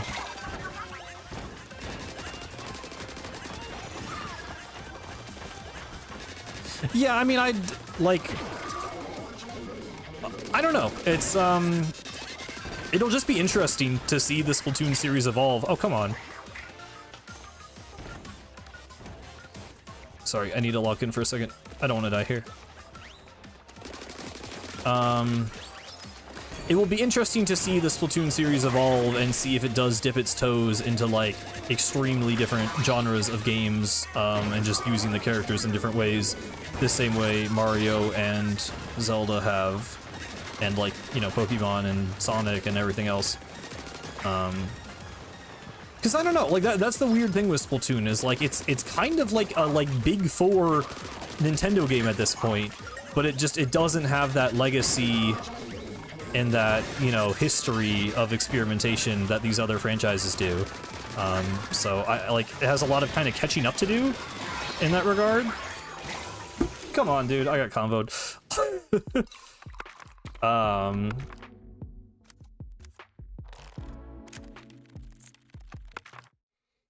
But yeah, I don't know. We already know there are more than 5 islands. I'm pretty sure, based on just like the scale of the world map we saw. It was kind of born yesterday compared to Mario and Zelda. Yeah.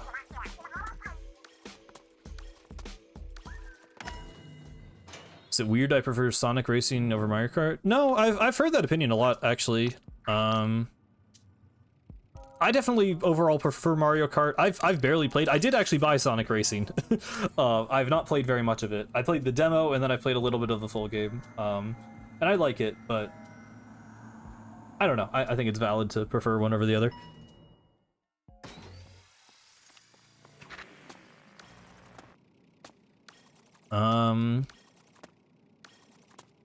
I don't know what you mean by like sci-fi villain cross Dusty, like specifically like an AI or a robot, or like like I don't want like a magic villain, but I would definitely be okay with it being not something like technology related.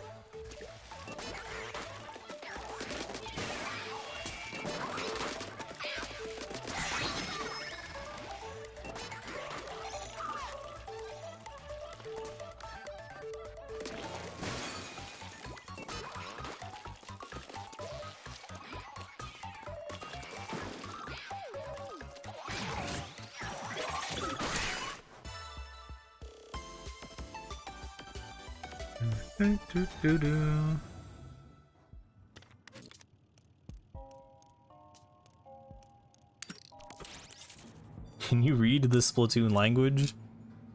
I cannot. There are some instances where you can decipher it, but I mean, I cannot just do it off the dome.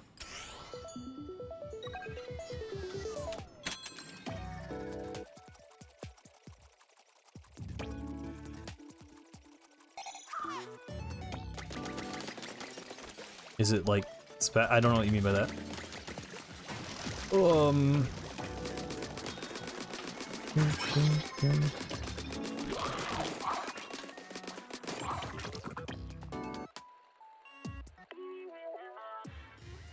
Oh, you bought Bunkalla Walker, nice.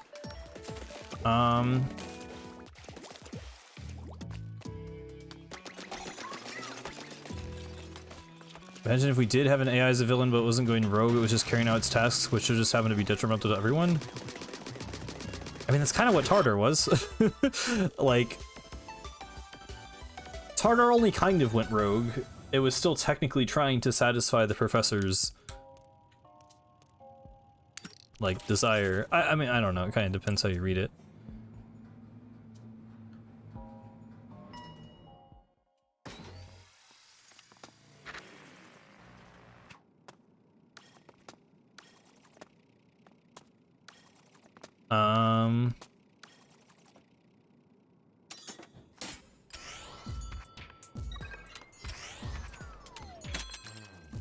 I mean, I don't know. There's no, there's no suggestion of AI. I don't really like. There's no reason to think the game is going in that direction.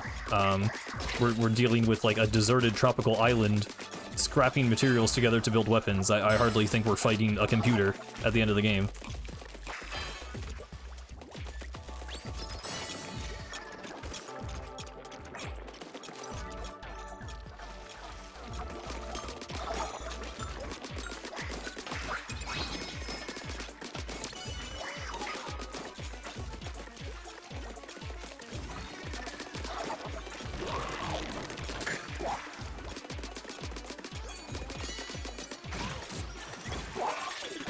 I mean, generally, yeah, I don't know. I definitely, yeah, I don't really want a third AI villain, I guess. I would like there to be more variety, but I don't really care. So, I mean, I care, obviously. I don't know why I said that, but I don't know. I don't have thoughts on that right now. Third, well, because we have Tartar and Order. Order's kind of an AI. It's, like, different, but yeah.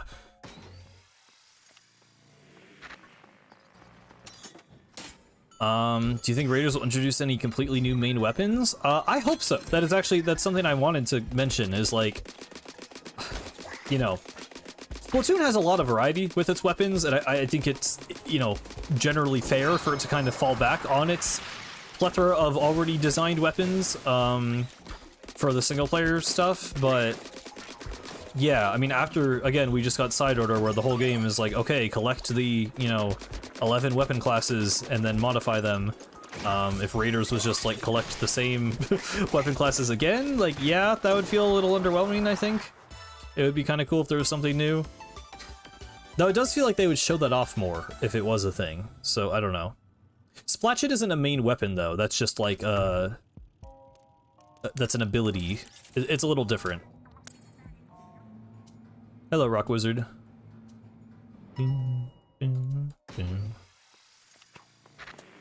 Also, yeah, the Splatchet, like, it kind of just attacks like a Splatana. Like, it's not like a fully new main weapon type of, I mean, it's definitely not a main weapon at all, but it's, yeah, even then. I just finished a game called Mr. Sleepy Man, and it's peak. Interesting. I've not heard of that.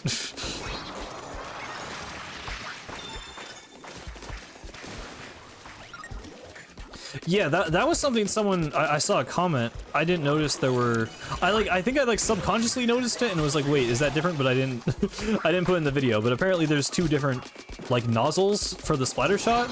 So, I mean, I imagine that might just be a thing, like as you level them up, they might visually change to reflect the upgrades, kind of like in Side Order. I mean, also when, you know, Splatoon 2 did that with the hero weapons, but, you know, there's only like 3 levels for the hero shot, and there's like, you know, the mini in the trailer for Raiders was like level 17. So yeah, I wonder if that will depend on specific like modifiers that you add to it, or just the level. Maybe the best game I've played this year? What like type of game is it?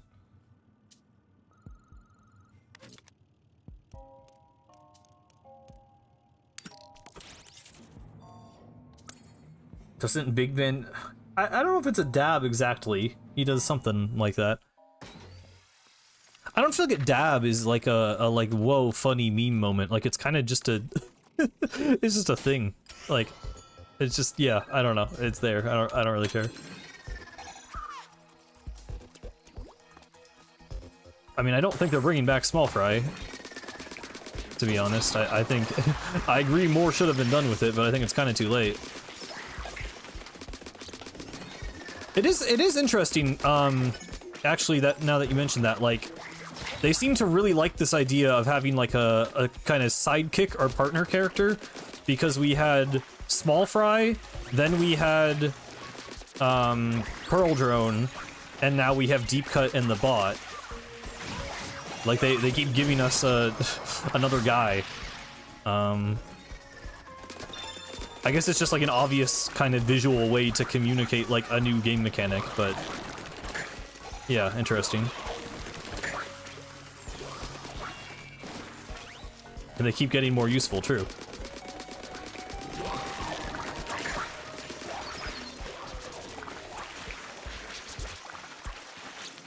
Thank you, Shoelace.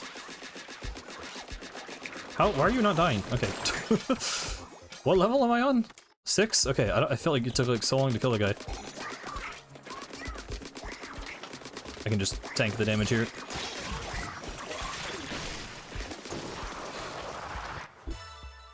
They have a 6-7 ass animation. Knowing the Splatoon series, they'll reference 6-7 in like 6 years in Splatoon 4. they always have to do it like way after. They tend to get away with it because it's like they're not on time, but they're not there when it's become cringe. They manage to hit things normally once it's gone through the full like irony cycle. Like I feel like the dab being added to Splatoon 3, people weren't even mad because it was like it wasn't cringe anymore. It was just like back to being like, oh yeah, that was the thing that happened. You were attacking the shell? Okay, I was trying to shoot the top. Maybe I was just being stupid. I don't know. What am I doing? Oh, it's one of those levels. Oh my god. Sorry, I'm again reading chat this stream. Am I stupid? Where's the guy? Oh my god, he's over there. Just losing my mind. Could not find the thing.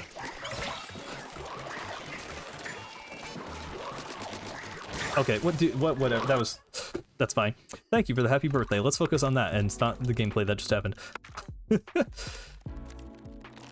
Yeah, me too, Rock Wizard. We could just actually have a conversation about this game now and not just like feel pain saying its name. Oh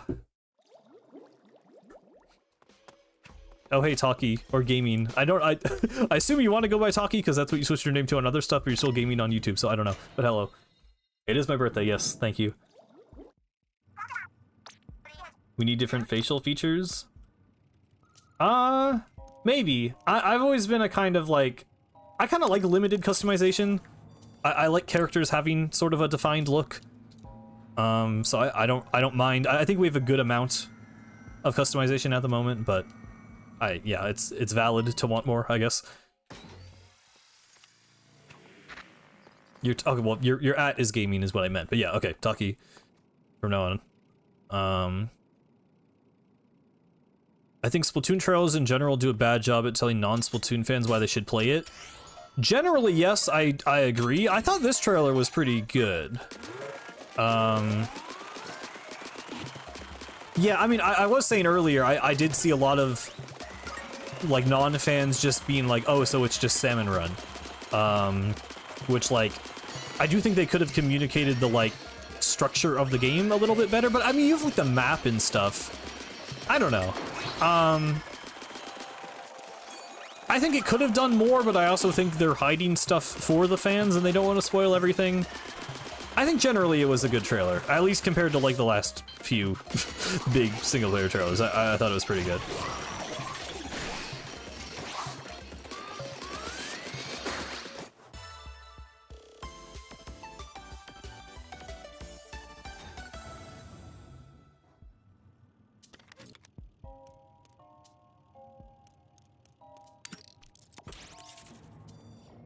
Yeah, I do think that they definitely normally have a better balance. Okay, one thing I definitely did not like about the trailer, they need to stop making the first minute of a 3-minute trailer just showing off the customization. Like, on one hand, yes, that did spawn, like, 1,000 pieces of fan art on Twitter. That's a bunch of free advertising for them of the character designs. Like, people love Splatoon character designs. I love seeing all the hairstyles and everything, but like they can make the pace faster. Like Splatoon 3 did the same thing, where it's just this really long slow burn intro of customizing the character. And like, yeah, Splatoon friends freak out just because they see Splatoon and they see Splatoon characters, but for people like, as a video game trailer, you cannot be spending a minute just showing the hairstyles, right? Like, I thought that's the one thing I really don't like. I think it should just get to the actual gameplay faster. I also feel like they're definitely, they're normally better at kind of balancing the, like, aesthetic and characters and everything with the gameplay. I feel like this trailer was very just gameplay heavy. Which, it's weird. It's like they focused on the gameplay but also kind of failed to communicate all of the gameplay. Like, I still think it's good. I don't know. I didn't think it was like, maybe I just have a low bar, because I think like the Return of the Mammalians trailer is awful. It does not show you the video game. The side order reveal does not show you the video game. And even the side order second trailer was like, I feel like more like atmosphere and aesthetic than, like, I don't even know if they showed multiple objective types. I think they just showed the portals. So like, yeah, yeah, I definitely agree most Splatoon trailers are bad at that. Maybe it's just recency bias and excitement, but I do feel like this one was a little better. But, you know. Yeah, no, I mean, it's definitely, like, I think the point of a spin-off game, besides just, you know, feeding single-player Splatoon fans, is to get new people interested in the series who just care about the characters and the world but don't like the PvP. Like, I definitely think they're trying to get new fans into it, and maybe they could have done a better job. I think the main thing is they just needed to show how it was not just Salmon Run. Like, I think that's the issue, is people seeing it, they see Salmonids and they think, oh, Salmon Run. I still feel like the upgrades and everything are like a pretty big departure from anything we've seen in Splatoon. Like, it's kind of side order, but kind of not. Like, I think it's already pretty significantly different, but I don't know. Yeah, I think just the overall, like, structure and objective should have been communicated more clearly.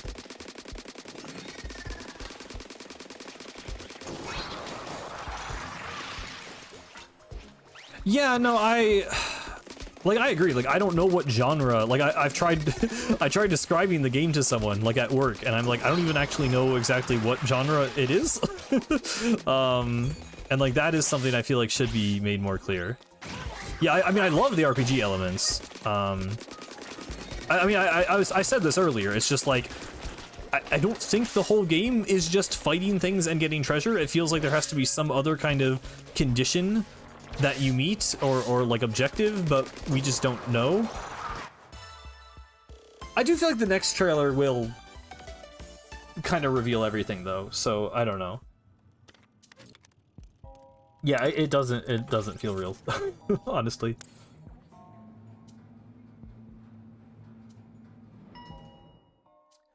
Seeing this trailer being focused on gameplay seems like they're keeping story under wraps. Yeah, well, the worry is that there just isn't any story at all to hide. But I'm hoping they are hiding stuff intentionally, and that's why there was no story.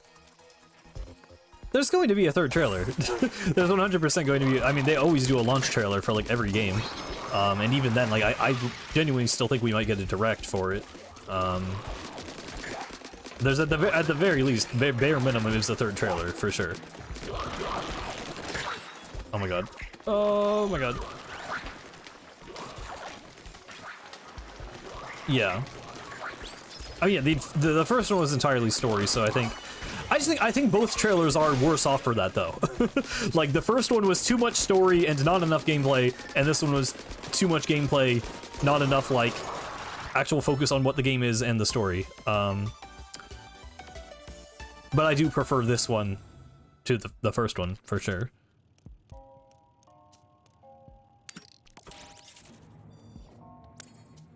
Yeah, June Direct actually makes sense. I bet third trailer in a June Direct, and then maybe a game-specific Direct in, like, the first week of July. Seems pretty likely to me.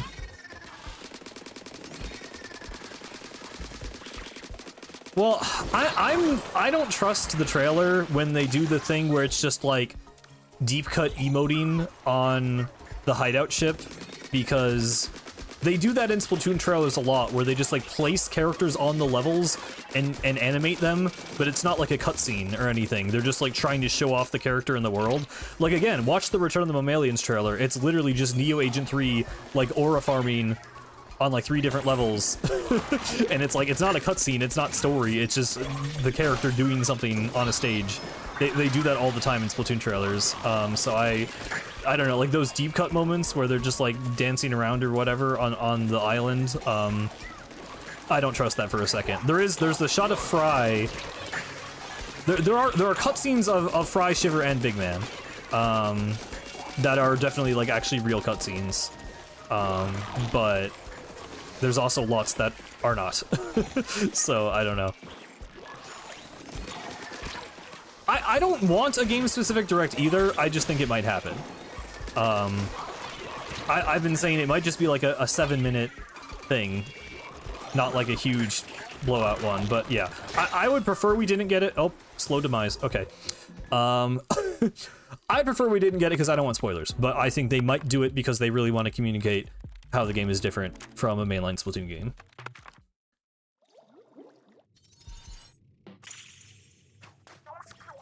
Do you think not being clear the structure of the game could be because it spoils a bit of the story? Maybe, but I feel like you kind of have to just bite the bullet in that case, because you gotta tell people what the game is. I don't know. Yeah, I mean, I don't know. I hope it's just trailers. Dude, all Turbine Tower, come on. I hate Turbine Tower, it's so boring.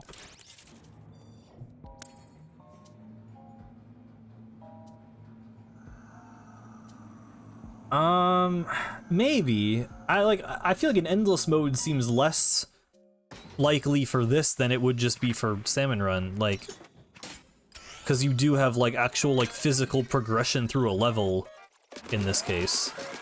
Like, it could be like a side mode, but I don't think it would be like a part of the core gameplay.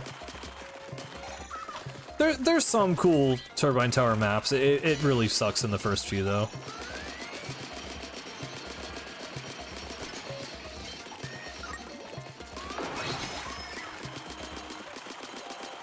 Been actively avoiding Raiders news because it feels like too little too late. I mean, I don't know. The game is gonna come out in 3 months. I feel like now is the time to care, but, you know, to each their own, I guess.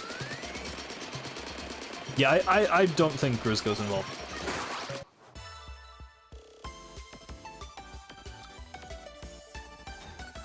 Yeah, I mean, that's the thing, like, I think most of us haven't even considered is there could be side content. Like, the game isn't the side content. The game is its own game that could have its own side features. So, I don't know how much of that there will be, but it is a possibility. What could be the reason they go to the islands? I mean, from the first trailer, it seems like they just want treasure. They are bandits. I do really hope they go into more of Deep Cut's motivations, though. That is a good point, because, like, you know, the one line in Return of the Mammalians where they're like, you know, we give money to the poor. But that's something I hadn't considered. But yeah, it'd be nice to just get sort of like Splatsville and Splatlands lore, I guess, in this game. I kind of want it to do its own thing as well with the Salmonids for sure, but like that could be an angle with Deep Cut.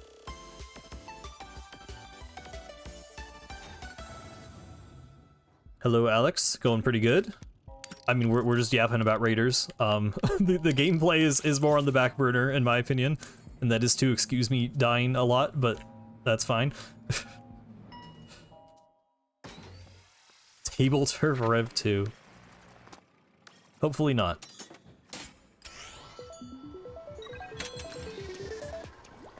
I mean, I for sure, like, the cutscene in the first trailer is definitely, like, truncated. Like, that is not all of the dialogue in that scene, so, I'm sure there's a little bit more going on there, and then I imagine as the, you know, story progresses...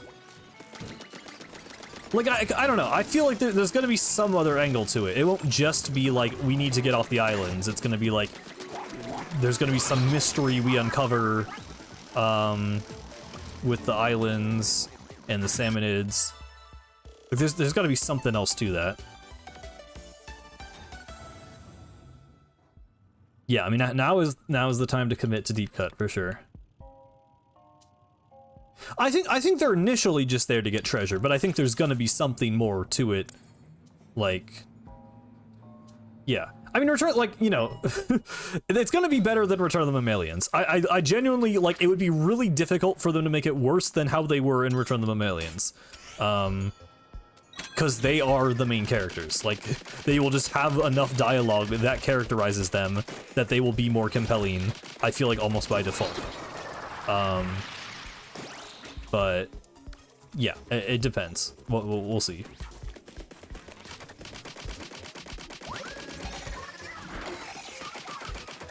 Yeah, I definitely, I think it will be a test run for mouse controls. I think almost definitely. Well, not almost, actually not almost definitely, but I think it should be. I absolutely think they should add mouse controls as an option, as a test run for both the developers and the players before maybe adding it to Splatoon 4. I think that just makes sense. Yeah, the length, like, the quality matters more to me than the length, but I do hope the length is good. That's something we talked about a lot before the trailer, is like people just saying, you know, we want some meat on the bones of this Splatoon game. Which, I mean, I really think with all of the upgrades and everything, like I've been saying, like the progression, it seems like the progression will be really good. Like, it seems like it will be really satisfying to get stronger in the game, to customize your builds, to, you know, collect the relics, collect the gadgets. Like, I really think there's a very strong setup there, for the game to end up being, like, you know, have a really satisfying sense of progression and hopefully a satisfying length. My main thing is, yeah, just hopefully there are a lot of islands, there's a lot of variety. I hope there's more interesting terrain than what we've seen. But yeah.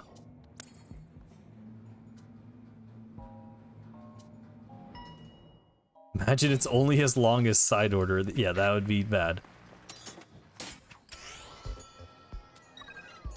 Yeah, Super Boss would be really cool to see post-game.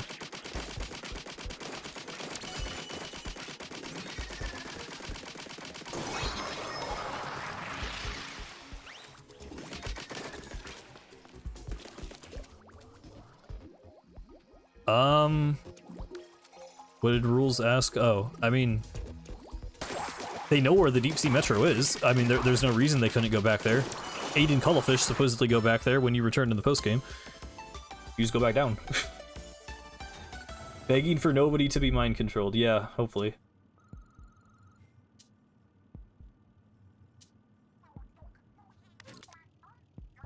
It's not literally in a different dimension. There's a lot of weird Splatoon lore about like strange magnetic fields that hasn't been leaned into. That actually, I mean, that could be a thing for Raiders. Because they mentioned that a lot with Big Run. Like, the Big Runs are partially caused by like weird disturbances in the magnetic fields of Splatoon's world, and the Deep Sea Metro Marina had like crazy readings of the magnetic fields. That's just been like this weird obscure bit of Splatoon lore for a while, and I don't really know what to make of it. But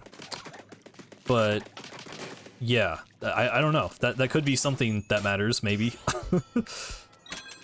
Yeah, I mean, it's the length mostly doesn't matter to me as much as quality, but it's got to be longer than side order. Definitely got to be longer than side order, but I'm pretty sure we'll manage that.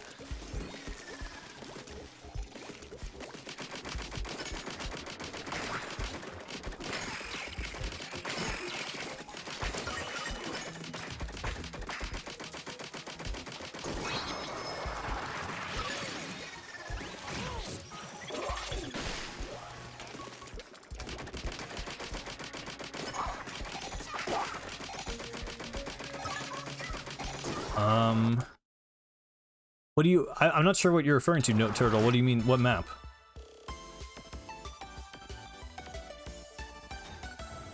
Yeah, I mean, I've said it a couple times, but yeah, the aesthetic of the game is really, really good.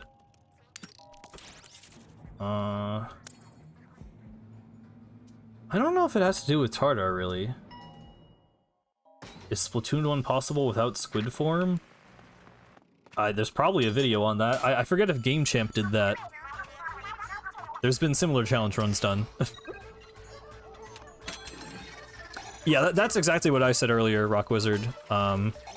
It's just another reason for people to try it out who might not be interested in the main Splatoon games or might not like the PvP. So I think it's overall win.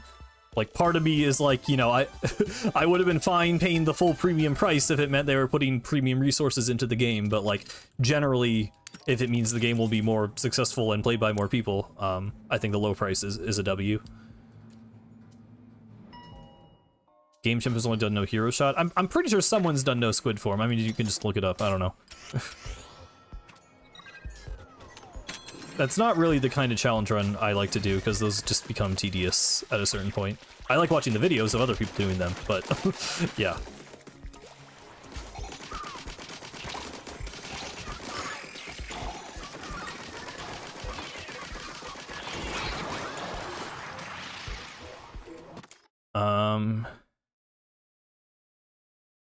You have a Raiders. Well, in Salmon Run, super jumping is unavailable due to the magnetic fields. I don't know.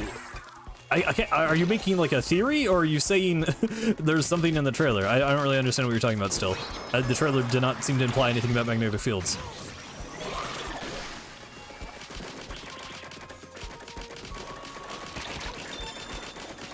Yeah, no, I mean, it makes sense being the price that it is, too. I just, you know...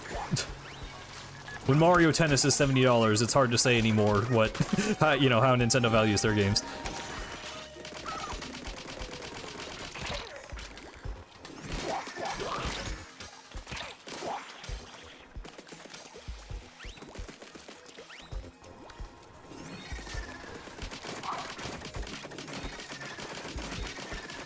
Yeah, I definitely think they regretted that.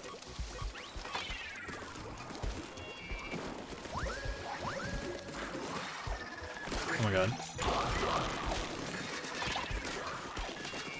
Please get this.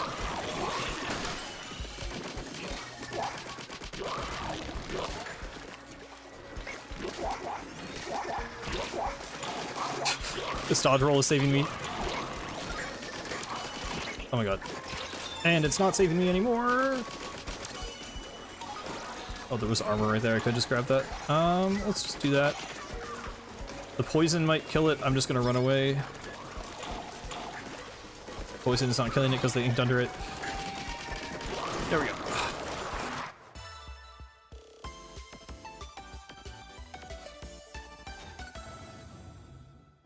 Less expensive than the Yoshi game. On the other hand, it's a... Yep, I mean, Octo Expansion is like an insane deal, though. Like, Octo Expansion is way bigger value than $20, in my opinion. So, like, it's an interesting point of comparison in terms of Splatoon, but, like, I don't know how much that really means.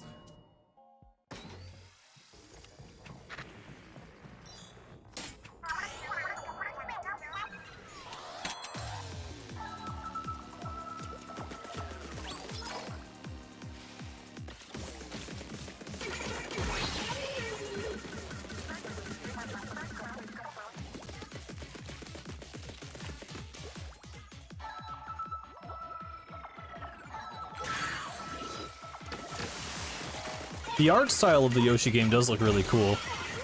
Like, I probably won't buy it. It does seem like sort of like... I don't know, it doesn't look bad, but it does sort of seem like baby game a little bit in terms of the gameplay, but the art style is cool.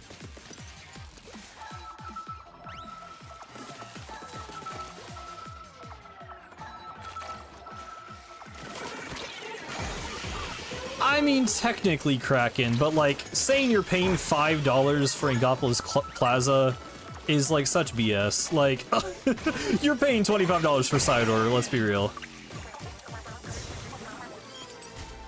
That was always stupid to me. Like, a reskinned hub is not worth $5.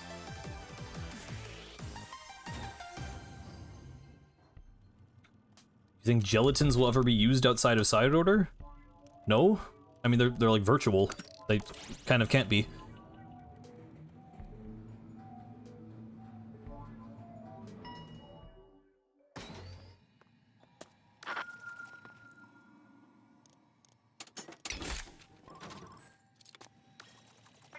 Thought it was 30? In America, it was 25. Yeah, I mean, gelatins are functionally basically just salmonids, so there's no reason to bring them back.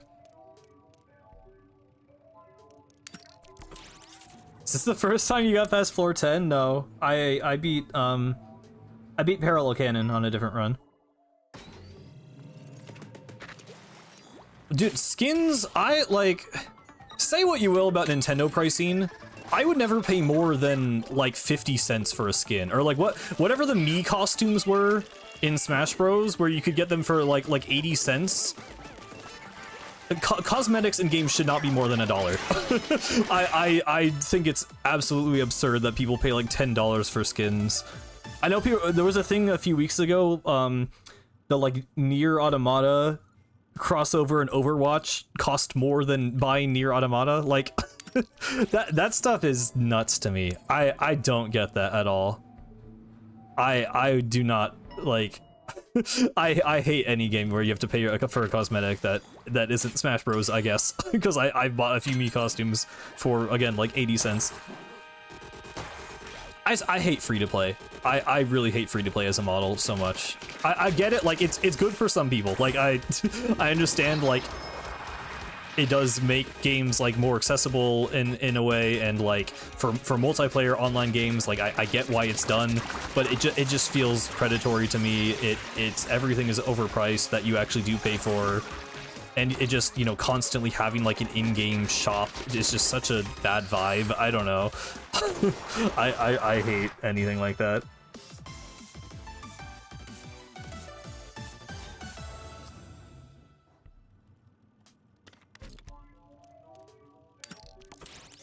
Yeah. Yeah, more free demos would be cool. There was randomly a Splatoon 2 one, I think. that was like that too, where they just had like a free demo. I don't know if it was a week or a weekend or something. But yeah, I don't know. Obviously, I'm like the biggest Splatoon shill in the world. But like, yeah, I absolutely am fine paying $60 and just, you know, you get all of the outfits in the game, you get all the weapons in the game, you just have to unlock them. Like, I vastly, vastly prefer that kind of model. I'm totally gonna die here, yeah. I tried rolling, it didn't happen. Yeah, it was during COVID. I mean, I think cosmetics are cool, is the thing. Like, I don't, like, if they were in the game and you could just unlock them, like, I think there is value, even if superficial, I think there is value to getting drip for your character in a game. Like, I don't want to say there isn't, because, like, I like getting gear in Splatoon. I also just like that I don't have to pay additional real-world money for it, and I just get it with the game that I paid for. So, like, I don't know. I'm not hating on the players. I'm hating on free-to-play business models, and I don't like the companies that use them.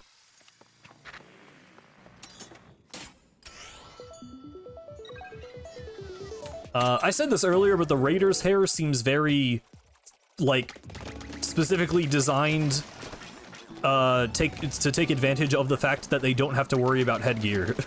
Like, there would be very bad clipping issues, and it would be really hard to make headgear work with the Raiders' hairstyles, so I don't think they'll be added to the normal games. Also, again, like, I just let Raiders be its own thing. Not everything from every other part of Splatoon has to come to the new PvP game. Like, I think Raiders just having its own hair is cool, and it can just have its own distinct thing that doesn't appear in the other games.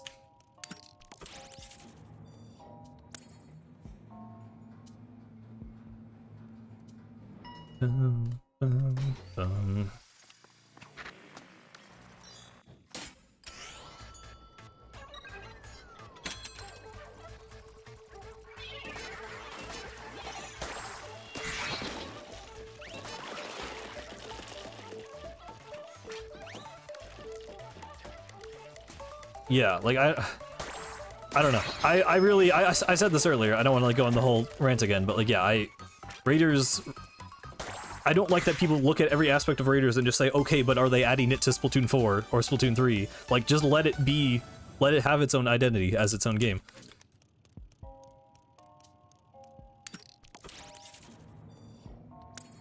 Yeah, like, Splatoon 3 was already the case of, like, let's reuse and re-celebrate every part of the series so far, and, like, you know, sometimes that was cool, like Grand Festival, but, like, a lot of it is, like, I mean, it's cool, I liked this in Splatoon 1 and 2, but, like, what if we just did a different thing, actually?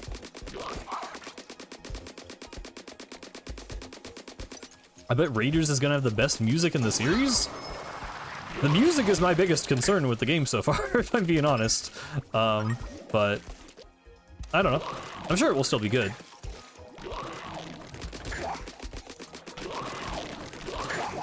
Thank you, Emzo. And welcome.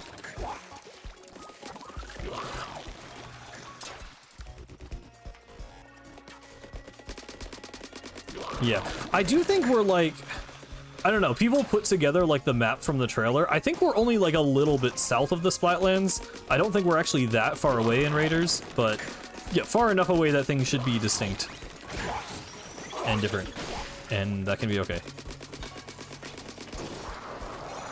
Yeah, the deep cut music will be good, I'm sure.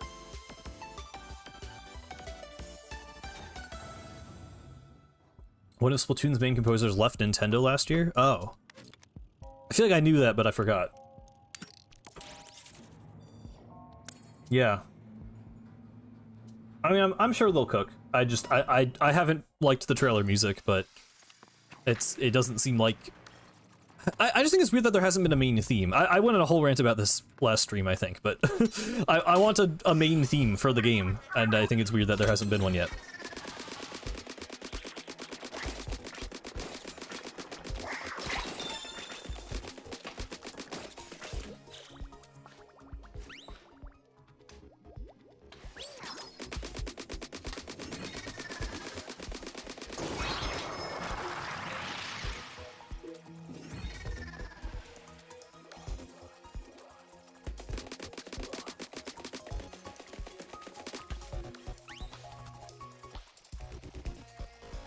I mean, one of, wasn't, what's his name? Like, Minagishi just did the OST for, Tomodachi Life. And he's a big Splatoon guy.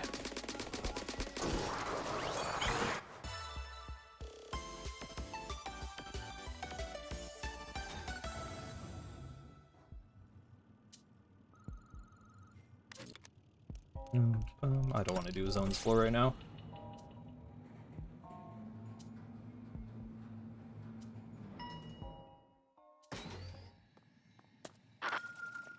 Yeah, I don't know if I call it peak. It's good at, you know, being silly Nintendo music. It does what it needs to do. It's not like blowing me away.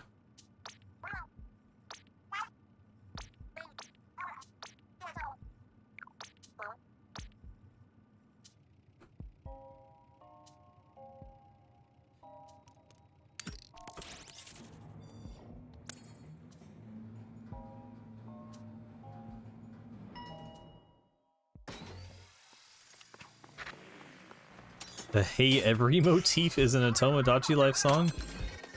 Interesting.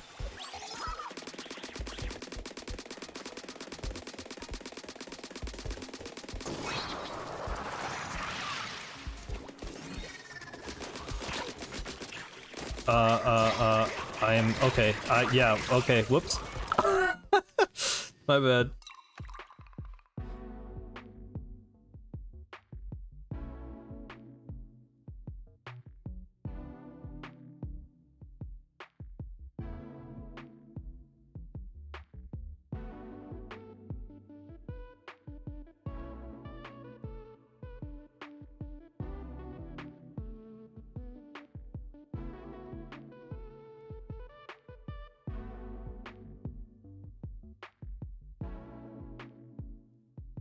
Sorry, I'm checking something.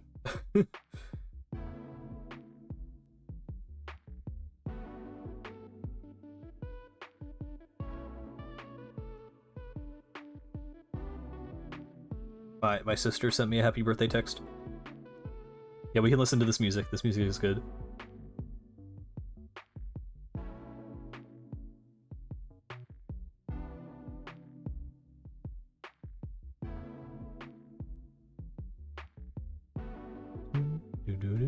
Add more illnesses? Agent 8 is the night. What I get up to today?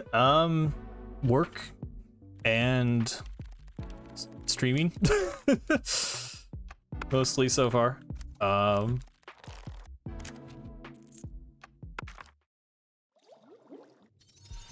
it's been chill. Took a nap. You need parasites in Splatoon? Isn't something parasitic? Technically those, one of the deep sea denizens, the like weird little clam looking guys that spawn all over the surface of the train car, I think those are parasites. I assume you mean like in an actual like story sense, but yeah. Do you prefer chill birthdays? Yeah, I would say so. I'm gonna like hang out with my friends tonight and like, you know, get dinner and play Tomodachi Life. So that's, I don't know. I'm not like a party guy, like in any sense of the word, I guess, like birthday party or like, you know, frat house party or whatever. Like I generally just sort of chill with like a handful of friends. So that's what I plan to do. But yeah.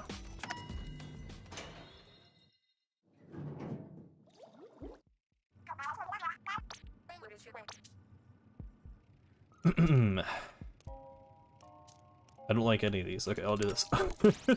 Hope you have fun. Thank you.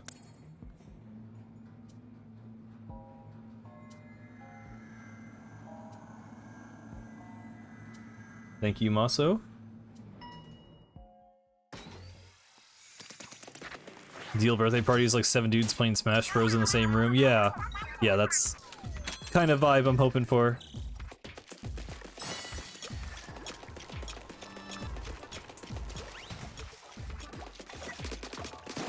Probably gonna get like fried rice or something for dinner. That sounds good.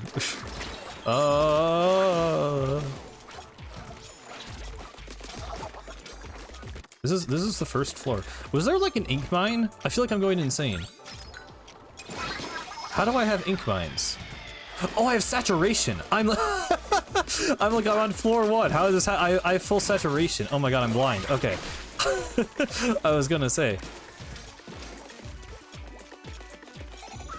I mean, what is going on? Do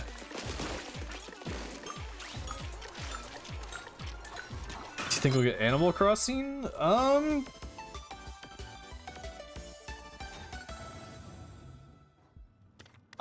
Yeah, I don't know. I would have thought they would have prioritized Animal Crossing sooner, to be honest. Considering how insanely well New Horizons did, but yeah, I don't know. I got saturation twice in a row. Okay, won't complain about that. I mean, well, I kind of will because it's floors 1 and 2, and in a no hack run, I would have much rather gotten it later on, but that's okay. I don't know. I don't really know how to predict Animal Crossing. I'm honestly still confused if it's the Splatoon team or if they made a different team. I don't really know what's going on with that game's development. I have to imagine one is, like, somewhere in the planning stages. Okay, I launched him like way in the air. Like, where'd he go? I believe you, Rules. Well, I believe there's probably a song that sounds something like it. I imagine they did not copy it exactly. But I understand. I'll maybe check it out later. I guess Tomodachi Life, yeah, I mean, we have lots of, like, cozy games with Pokopia and Tomodachi Life. So, yeah, Animal Crossing is not really as in demand right now, I imagine. But yeah. Yeah, there was a Tomodachi Life interview when the game launched, I think.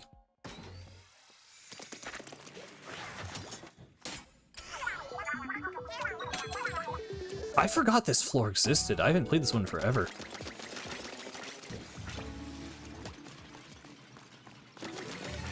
Yeah, I have to imagine by now they've split up the teams. If, like, if you have a Splatoon, you've mainlined Splatoon games with DLC and multiplayer updates and now spin-off games and Animal Crossing. Like, you cannot have all of that be the same team.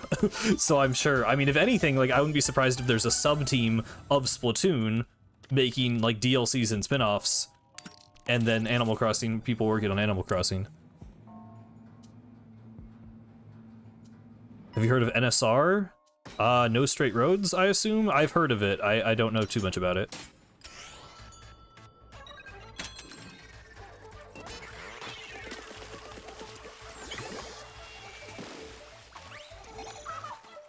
I added the unbeatable characters to my Tomodachi Life, by the way. Including Penny. So that will be interesting. Have you heard of Geometry Dash? Yes.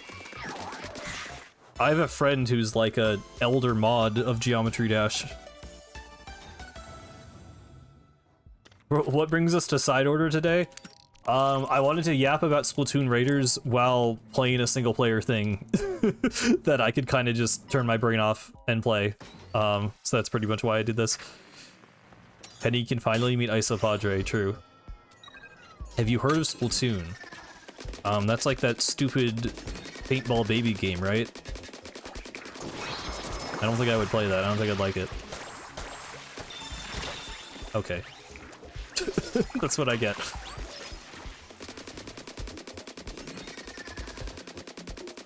Is it like Ninjala is crazy? Oh my god. Ninjala is such like an anomaly. That's such a weird game. Because it wasn't even remotely like Splatoon. Like, I don't know why people compared them. This is like the vague aesthetic of like children and like... It was like gum, right? Or it was like... What was it? It wasn't even paint or ink.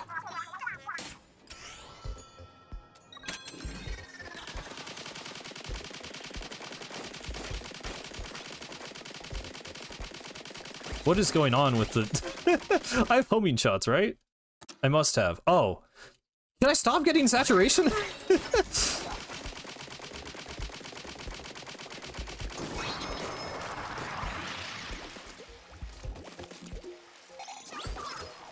Ninjala is Splatoon for people without online. Well, the thing is, Ninjala also had predatory microtransactions. Like that, like, it had the same, it was just like weird. I don't know. The game was kind of fun. Well, it was weird, because I actually tried it. I tried playing it because some of my friends got on it, and it was like, it was the combat was cool, except you got into this point where if, like, you clashed with another person, it literally just turned into rock, paper, scissors. Like, you just had to, like, press the direction on the analog stick. So, like, every single interaction would just come down to RNG. And then there were you could get skins. There was like a gacha system where you could get skins, but the weapon skins were consumable. Like, you would use the weapon skin for like 3 games and it would go away. It was like, it was the worst like free to play system ever. It was so stupid. Yeah, Foam Stars was also not really like Splatoon, but was a lot closer to Splatoon than Ninjala ever was. That game, I think, was just not that good, and didn't really have a target audience. Or maybe it had a target audience, but it didn't really find an audience, rather.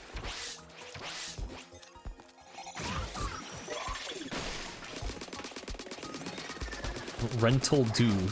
Is Rental Do actually an anagram of Deltarune? How have I not heard that one before? People just say, like, nut dealer.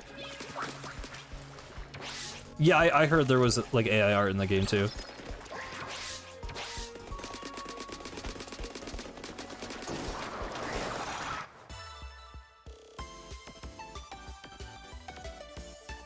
Yes, PlayStation. Well, it's like, it's such a weird game for PlayStation, because it was like, it felt like, because I'm not gonna say it wasn't at all Splatoon inspired. I think people over-exaggerated the similarities.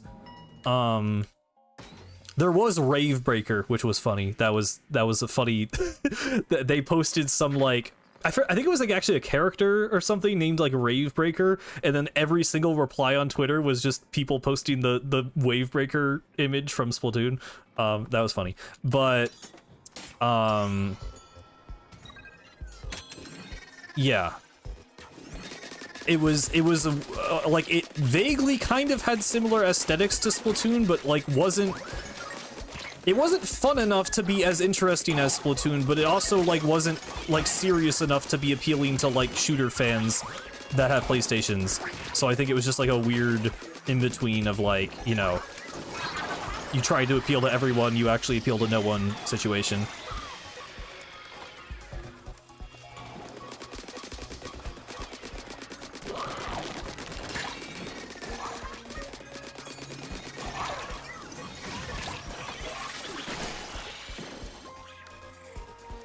Please restore armor.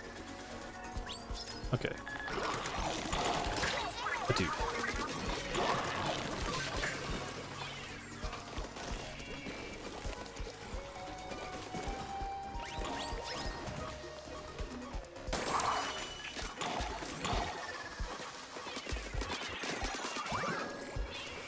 I don't like this floor. I keep getting this floor and like this specific portal. There's another portal? Oh my god.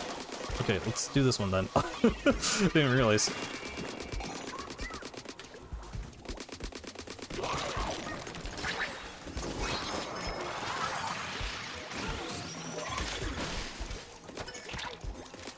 Please do not die to like the tiniest guy.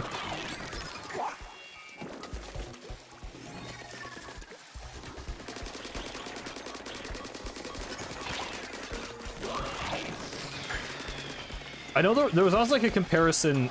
Someone made a video that was like, it had like the audio from like the Splatoon 2 Direct about all the different specials, and then just showed footage of Foam Stars, which like, it was like funny, but it was like, I think, whoa, okay, camera clipped in the floor there, that was cool. You know. I don't know, maybe it was ripping off Splatoon and I was just being you know, pedantic and being like, actually it's kind of different, but like, I felt like it was not as similar as the joke was making it out to be. You're stressing me out. Look, Alex, don't, it's not about the gameplay today. it's about the yapping about Raiders, okay? We don't worry about how bad I'm doing. Don't worry about it.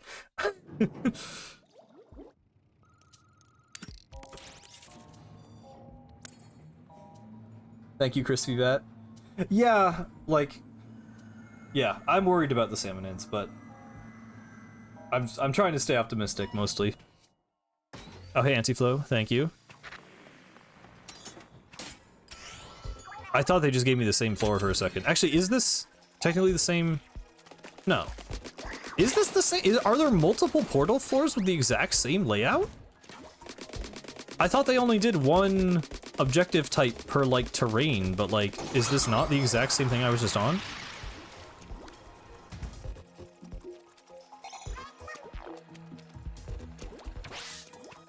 Yeah, I really hope there's, like, solid enemy variety and it isn't all just copy-pasted boss Salmonids. I genuinely thought they never did that, where they used the same objective multiple times on the same piece of terrain. That's what's so weird about Side Order, is like, I don't know what was the limiting factor in them designing more terrain. Like, the game reuses assets so much in terms of, like, you know, the texturing and stuff. Like, how hard would it be to make, like, a few more, like, levels, like, when they're this size? I don't know.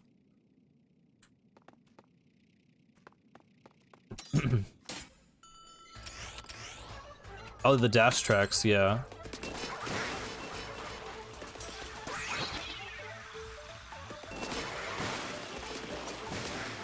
This floor just feels like an Octo expansion level that, like, got rejected.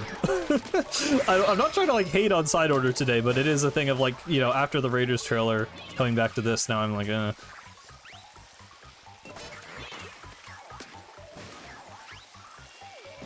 Oh, okay, he just killed himself. I don't want procedural generation. I'm not a roguelike guy. I'm not a procedural generation guy. I want handcrafted, especially after Side Order. Make levels with intention. I don't want random. I don't know. I'm not a fan of that. Yeah, there's a Salmonid that's the sprinkler guy. The Capriccio? That's how you say it, I think. I mean, it's like, it's not Side Order 2. There's no reason to think it's Side Order 2. The islands are not, like, I don't know how they would look like that and be procedurally generated, so, not that Side Order is procedural, but you know what I mean. It's not a roguelite. It seems just like a game. An adventure game where you go from point A to B.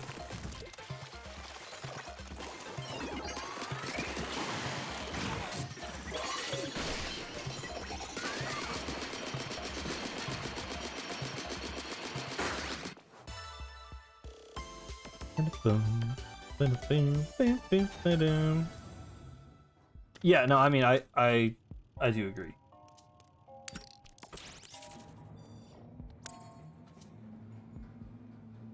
I mean, I do think it's like, you know, you go to the islands, then you come back to the ship and upgrade stuff. I think it shows that pretty well. It's just, we just need like one more clip of like the end goal being achieved. Because it's like, do you just get the treasure chest and then automatically get sent back? Do you choose when to come back? Is there a different objective along with collecting the treasure? Like, it showed a lot, but like we need that like one more thing to kind of fully get it, I think. At least for me. I would not say Breath of the Wild. I don't really know where people are getting the impression that the game is really open. Like, I feel like we've seen more naturalistic environments, but they still look like pretty linear. They're not really that open-ended, from what I can tell.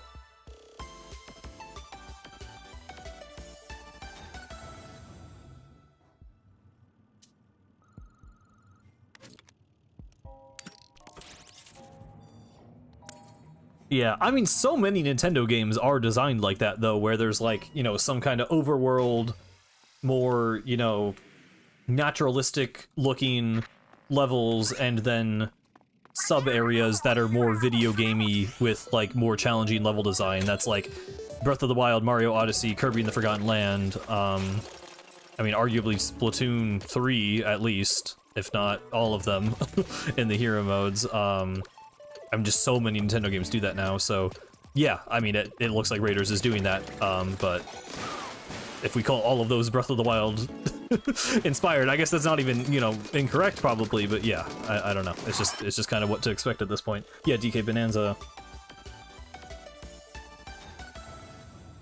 Yeah. I mean, it's a balance. Like, you want to not show us everything and get people excited for what they might reveal, but you also want to showcase what the game is so people understand, especially non-Splatoon players. So again, I personally think they struck an okay balance. Like, I'm willing to wait, but yeah, I think some people don't get the hook yet, and they need more of a hook. There is customization for the base. I pointed out in my video, there's like an arcade cabinet we see at one point, but we mostly don't see what the customization is. There's just a button that says hideout ship customization or construction, I think, and we never see them press it, so we don't really know what that entails. What did you think of DK Bonanza? I really liked it. I think for me it's like not quite on the level of like a 3D Mario in terms of like enjoyment and replayability, but it's like a really, really solid game. Probably currently what I would call the best Switch 2 exclusive. And I did replay it a couple of times. I did like a no banana run, which was really fun. I wish the, like, I feel like the content on that game in terms of like YouTubers and stuff, like, it didn't have the Mario Odyssey moment, which, you know, I mean, hard to compare yourself to Mario Odyssey, but like, I feel like the speedrunning scene for that game, at least in terms of like challenge videos, and like streams and stuff, just like died off weirdly fast. Like, I really enjoyed watching Bonanza speedruns, but like Odyssey videos were like, I mean, I watched Mario Odyssey videos for like, I feel like 4 years without interruption after that game came out, and I just feel like Bonanza like weirdly just kind of disappeared. But the like, you know, that's more of like the game in like the gaming zeitgeist, but the game itself is very, very good, and I still like it. Best Switch exclusive is Pokopia. I have not played that one, so I cannot comment, but Odyssey is definitely my, or Bonanza's more my type of game, for sure. But no, because the modding scene didn't come until way later, though. Like, 2019 Mario Odyssey videos was all just like, you know, like Smallant doing like every single feasible challenge run. You know, Point Crow, there was like all the collaborations, and like, you know, you had like the whole early era where it's like the impossible jump, which now is like, it seems like an extremely like easy jump to everyone, which is funny. I don't know, you didn't have that on the same level with Bonanza, and maybe, you know, that's just because it already happened with Odyssey, and the games are just, because Bonanza's not, it's not as revolutionary. Like, Odyssey was like a return to form for Sandbox Mario, while also being like the most expressive Mario moveset like ever, and the moons allowing the progression through the game to be like super customizable and like reroutable. It is just like a dream speedrun game, I think, so it just really fit well into that niche. Whereas Bonanza just wasn't as big a deal. You know, it's not Mario, so it's not going to be as popular. It kind of followed in the footsteps of Odyssey in a lot of ways, so it wasn't as like, you know, new and exciting. But yeah. Does a great job making you feel like Donkey Kong? Yeah, I mean, the thing that I like about Bonanza that I was worried about going into it is like it does feel like it knows when to limit you. Where like a game like Tears of the Kingdom, my issue is like, I don't feel like I'm being clever when I'm breaking the game by, you know, using its mechanics to the fullest. I feel like I'm just skipping what would have otherwise been a more interesting puzzle if I was, you know, constrained by more limits, which is what the classic Zelda games do. But Donkey Kong Bonanza is like, when you get really fancy with the platforming and do really cool skips, you know, it's actually difficult. It's actually like, it feels cool to pull off, because you are working within certain limits while also having this really expressive moveset to pull off really cool tricks. That's generally kind of the 3D Mario philosophy, is, you know, you play through the game once kind of the intended way, but then as you replay it, you realize like, oh, I can, you know, combine these moves in this way to kind of skip over this part or do this part faster or just make it more fun and fluid. So like it totally had that going for it. I do think breaking the level terrain at a certain point is like maybe a little overdone, and just like, you know, there's some levels where like the whole gimmick is just like, oh, break through this giant thing, and it's like, I would rather just sort of have traditional platforming sometimes, but it was good. I mean, I liked the length of the game. The ending of the game is just fantastic, gameplay and especially like presentation wise, and surprisingly like story. There's actually kind of like a narrative like focus to it, like for a Nintendo game that like, and a platformer especially, it's like surprisingly like long and in-depth with its story and characters. Well, character Pauline is really the only like character. But yeah, no, I mean it's a really good game, and it definitely has its own identity. I think the weakest parts are probably still the sub areas, like, which was my issue with Odyssey, is like I don't like shoving platforming away in these weird abstract voids. Like I just want that to be a part of the game, and I thought those were weaker, I thought, in general than Odyssey. Like, what annoys me about Odyssey is that some of the best platforming in the game is in these sub areas that like are otherwise really forgettable. Like visually they just are super generic. It's kind of like they don't really feel like they're a part of the world or even a part of like the kingdom, or like, you know, the level that they're supposed to be in. And then like a lot of the actual platforming in the overworld of the kingdom itself is just kind of really basic and simple to just kind of allow players to get through it. You know, without going out of their way to be completionist, but like I would have really preferred that be like combined together. Whereas Bonanza, I think a lot of the platforming and challenges in the overworld is really good, and then the sub areas are just kind of lame visually and gameplay wise. Like I don't know, they did not hit the same for me. There's a couple of clever ones here and there, but yeah, I don't know. Yeah, I was unfortunately spoiled partially for the ending. There's a couple of really cool things that happen at the end. I was spoiled for one of them, which is unfortunate, but it was still really, really cool.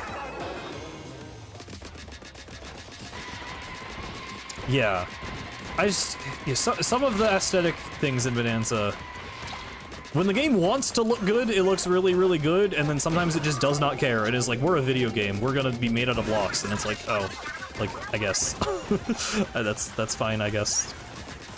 Well, no, it's not fine, actually, it looks really bad. I don't know why I said that, but yeah.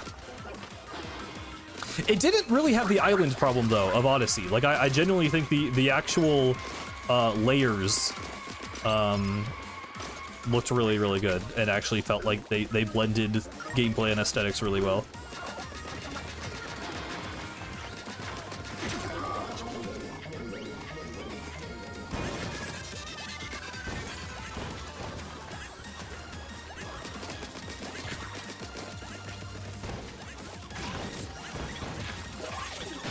Yeah, well, it's so weird. The way I got spoiled was like, it was like a music cover, and they just had like the final boss in the thumbnail, and it's like, bro, like, it's just weird. Like, I don't know, it's just weirdly like, I unsubscribed to that person because of that.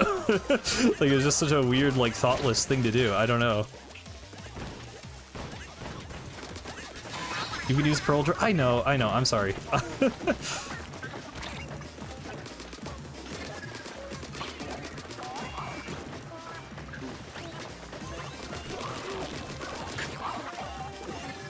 I can't stand...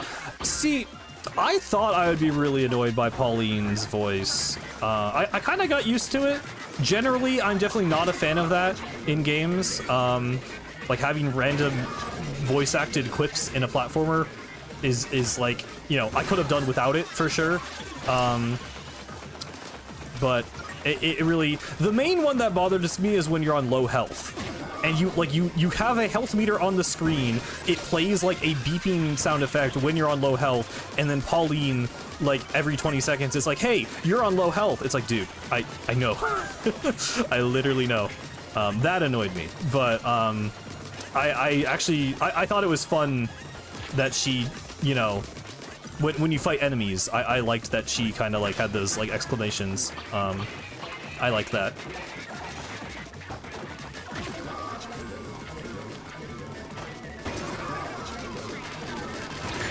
Oh, I hate the talking flowers. I do not like the Wonder talking flowers at all.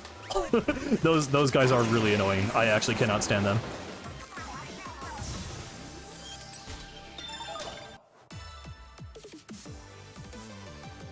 Luigi's Mansion 3 is insane. I mean, they patched it. They had to patch the sound effect because it was so loud and obnoxious.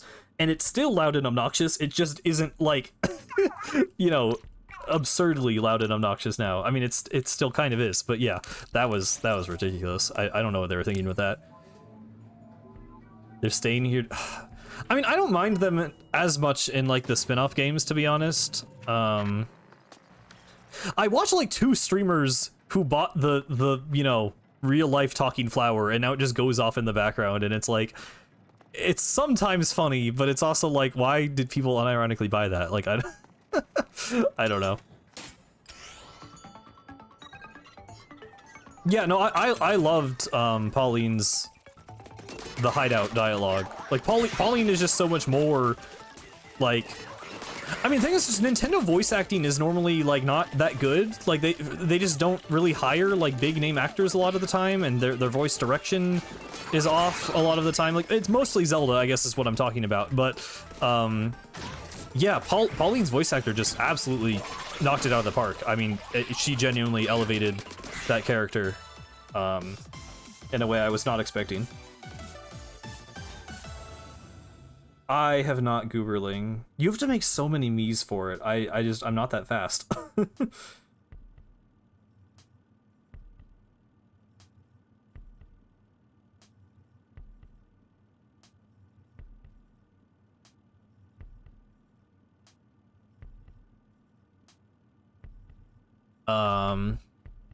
Is it at 20?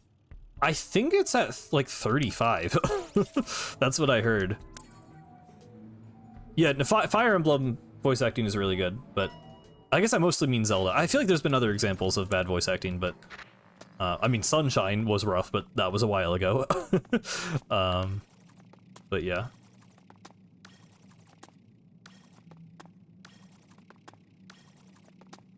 Thought I hit 35 Miis on day 1, now I'm struggling to pass 20. Yeah. Can you explain the hate for the talking flower? The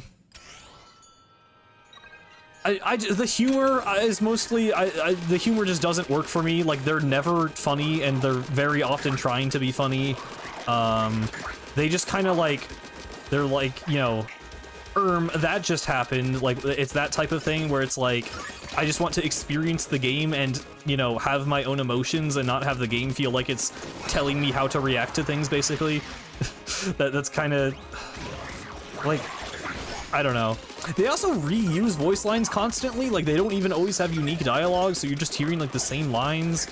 They're just really pointless. Like, they don't really add to the, I don't know. I'm generally not a big fan of Mario Wonder. I dislike a lot of things about that game. Like, I acknowledge that it's like objectively mostly a very good game, but there's just I don't know. There's a lot about it I don't like. Just the overall kind of character and vibe of the game is just not really for me. It's just called Talking Flower.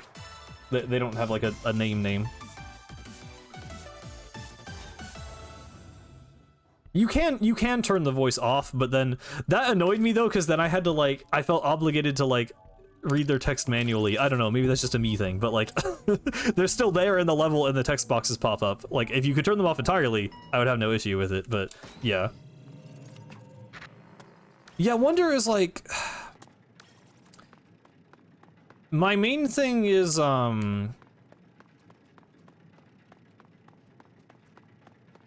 just for a platformer, the game doesn't have enough like friction. Like, I guess I just wanted it to be harder is the main thing, but I also just, it doesn't develop its mechanics enough. It introduces a ton of new ideas, and just as it starts to do something interesting with them, the level ends and they never return. That's my main issue. And there's lots of really good individual levels in Wonder, but just so much of the game I just felt like I was holding right and jumping, which, like, most 2D Mario games are not nearly as easy as Wonder. I feel like people generally are like, oh, it's a Mario game, but like, the new Super Mario Bros. Series, you know, there's some bite to it, at least by the end game. Like, it gets a little hard, at least, and Wonder just really never does. The badges were cool. I liked the badges in theory, but it never felt like the level design was actually interesting or challenging enough to actually, like, they give you these opportunities for expression, but then there's never, like, a reason to use any of it. I don't know.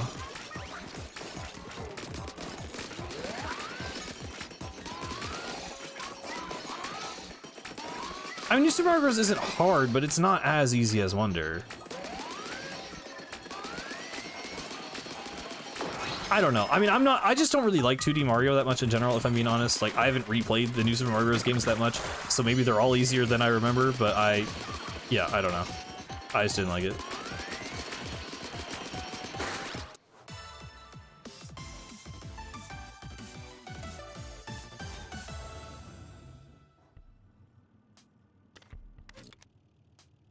They get selective. I mean, it's also just like what I said, is I just don't think they develop the mechanics enough.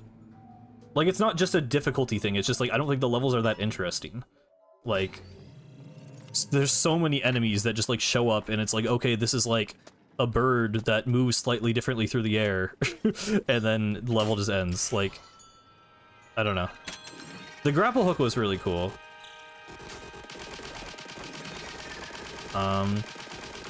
Yeah, the bosses are the main thing people complain about, and I mean, I agree, the Bowser Jr. bosses are pretty lame. What definitely bothered me way more is when there's just no boss at all, like some worlds just ended and there was like literally nothing.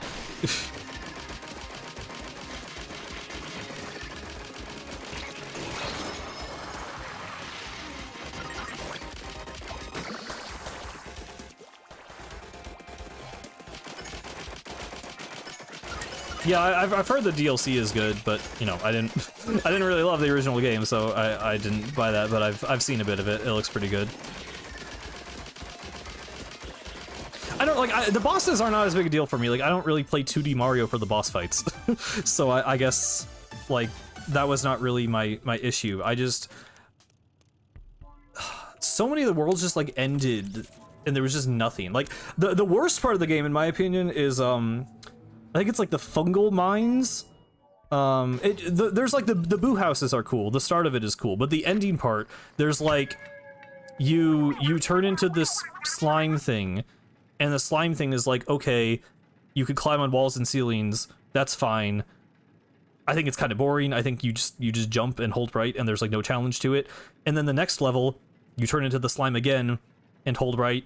And it's like, okay, and then they're like, oh, you have to save the poplins from the cave-in in the mine, so you literally, not an exaggeration this time, literally just hold right, and that is the entire level, and then it just ends. And they're like, oh, you saved us. It's like, what are you talking about? That was like 3 levels in a row of just like nothing happened. And like the final level, literally nothing happens. So like, I just don't know where they're, I don't know. I feel like, I don't know if that's an issue with level design, if that's an issue with like narrative presentation. Like, I just think ending a world by literally holding right just sucks. Like, that's just bad platforming design. I don't know what else to say. and that basically happened in like 3 of the worlds in the game. Like, that's the worst one. The other ones, there's still like something going on, but like that, I just think that's like ridiculously bad.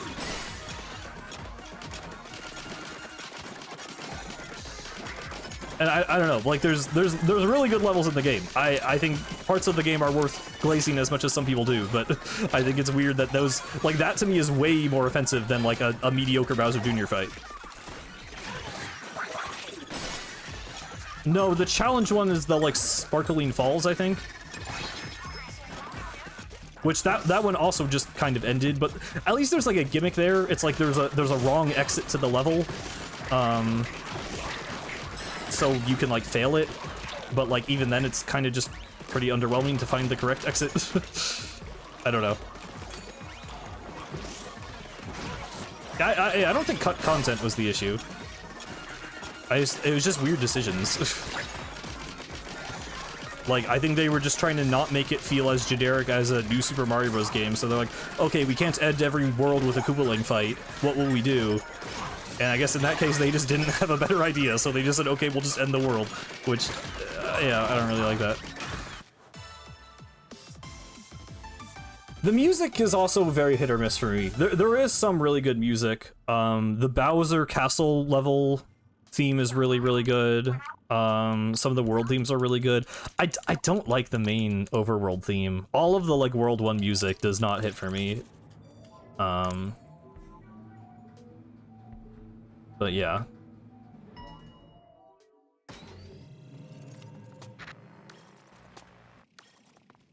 I hate the badge challenge theme. That song just annoys me. But yeah, it was absolutely a monkey paw moment.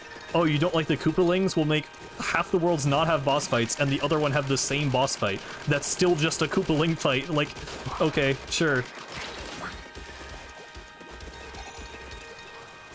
See, I disagree. I think Metal Mario was really lame. Because the entire gimmick, like, it's completely just like a nostalgia pull. It plays the Mario, the Metal Mario song, and then the gameplay just goes away. Like, the whole gimmick of that stage is that you're avoiding, like, beams of electricity, and when you become Metal Mario, it just makes it so the beams of electricity don't damage you anymore. It just makes the level not a level anymore. Well, that's my issue, is like the whole game is just like, oh, look, that's cute, and then that's it. There's nothing more to it. There's no, like, development or depth to the gameplay. I think it's a genuine criticism. I, like, especially for the point in the game. That's one of the last levels in the game. And if one of the final platforming levels in your game is like, oh, that's cute, I don't have to try now. I don't like that. I think that sucks.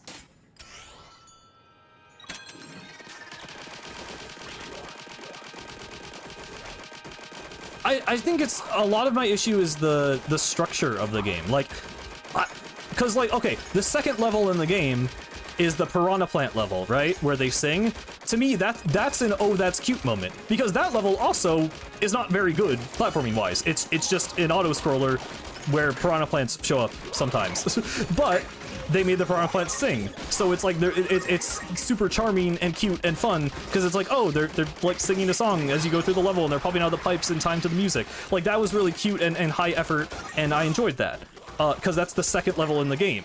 When you're at the second to last level in the game, I want there to be gameplay. I think that's, I don't know, I feel like that's fair. The critical mistake of playing Mario Wonder and Celeste back to back. Yeah, I mean, that's also like, and I get that, like, yeah, the difficulty is not gonna be on the level of Celeste. Like, I understand that they're trying to do very different things, but yeah, like, in terms of my taste in platformers, yeah, that's, it's a rough comparison.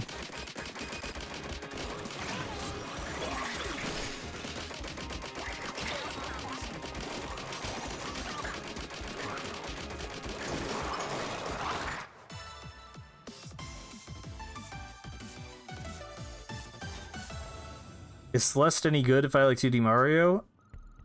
I mean, Celeste is my favorite 2D platformer, but clearly, you know, I have different tastes than some people in this chat and in the world, so it's a very different kind of thing.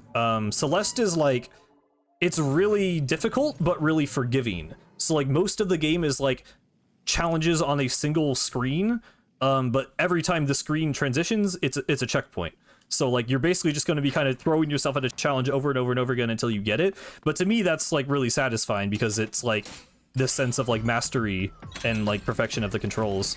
And there's like lots of like little techniques, some of which are just like optional speedrunning things, some of which are actually taught to you by the game, that just let you then go back and interact with the game that you already played in an entirely new way, and kind of open up the possibilities of like the movement, I think it's designed in just a really smart and compelling way. But it's very different than 2D Mario, so I don't know.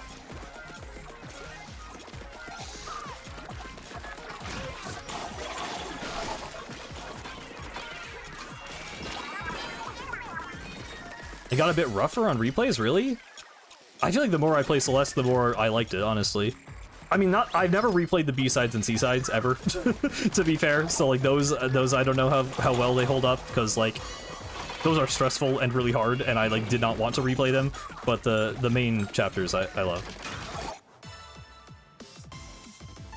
Sorry, did you answer? If you answered earlier, I don't think I saw your comment. If you explained what Mr. Sleepy Man is,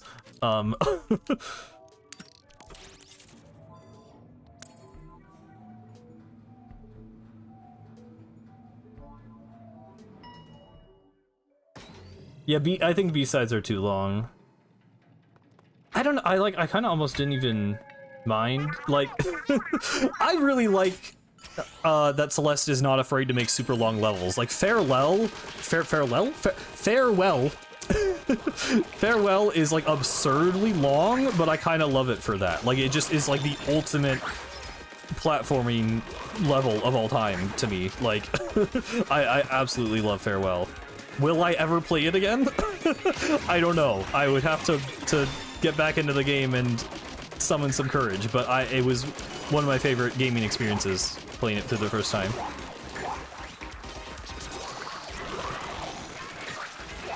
Oh my god. Okay. Yeah, if you don't mind saying it again. The Goldens are like the one thing I cannot be bothered to do in Celeste. That's like the thing I love about the game, again, is that it is difficult but forgiving. So making it not forgiving is kind of not I don't know.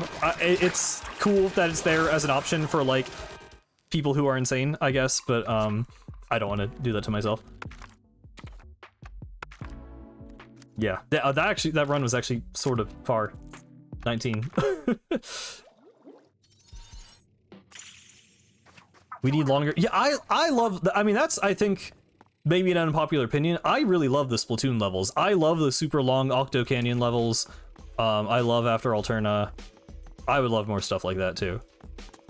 Oh, you meant Wonder got rougher on replays. Yeah, I mean, that's the thing. That's my thing too, is I really highly value replayability. And because so much of Wonder relies on just the surprise and the wonder, you know, like the oh, that's cute moment of getting the Wonder Flower and being like, whoa, what's gonna happen next? Once you know what happens next, I think the game is a lot worse. Which, you know, generally what I like about platformers is that when you return to them, they get better, because you know the movement and you're able to interact with the levels in new and more interesting ways. So that's also a big issue I have with the game.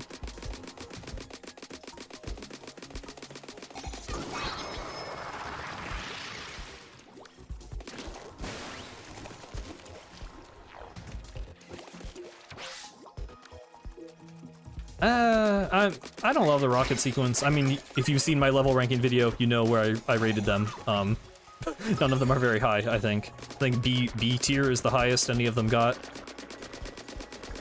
It's an alright sequence, but I think the individual actual level designs are not really that impressive.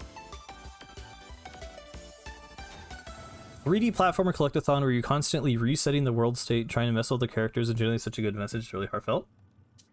That does sound cool. Yeah, maybe I'll check it out. Let me, like, save that somewhere so I remember the name of it. Okay. Mario feels so obsessed with making everything ADHD with no substance. I actually kind of know what you mean. Because I know someone talked about, like...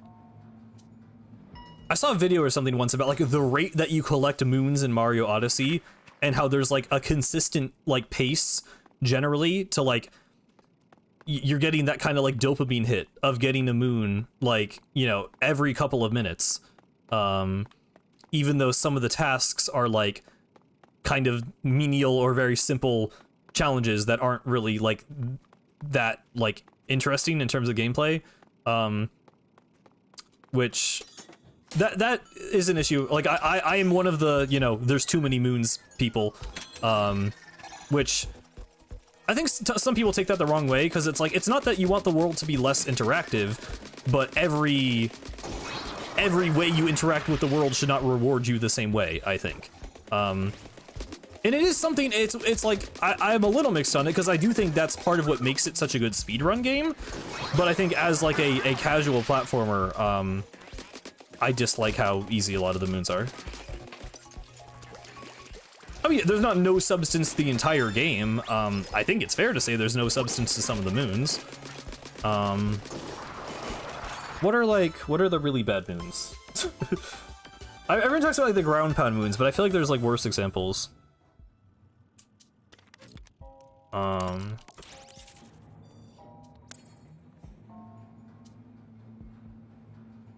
Well, there's lots of just like straight up repeated things. Zipcast.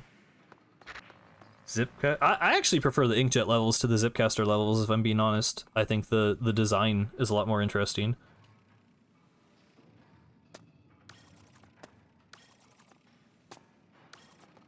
Well, Wonder and Odyssey is kind of a different issue. I wouldn't really compare them. Wonder, it's less that there's no substance and more that there's, like, most of the point is lost on a replay. Like, well, I don't know. I do think a lot of the Wonder effects lack substance. I don't think it's zero at all, but I think, a lot of them are kind of just like a very simple mechanic that really only works in like the one instance the game puts it in, and there's not really a lot of room for depth or development. But I don't know. Oh, the rock. Okay, the rock moon. The rock moon is just a thing of bad communication, I think, because you could just break the rock on another rock and it breaks instantly. You don't actually have to hit it like 20 times with the hat. So, I mean, once you know what to do there, that's not actually a problem. Volleyball moon. I think I used the 2-player strat with volleyball moon. I couldn't do with just Mario. I mean, that's like a mini game. I don't like the volleyball moon really, but it's, I don't like have the same issue with it as the other things, I guess. I think there are many bad moons in Odyssey. I think Odyssey's post game is riddled with a lot of moons that just feel like chores, honestly. I don't know. It would I think there's enough that it's a problem. I think Bonanza has a similar, like, it's like not as bad in Bonanza, but then they weirdly just inflate the it comes back to like the linear the sub-area moons, or bananas in this case, where they just put a banana in the middle of the level for no reason. And it's like, I guess the reason is like to give you more skill points because the game has a skill tree, but it's like, that feels weird. I didn't really get what was up with that.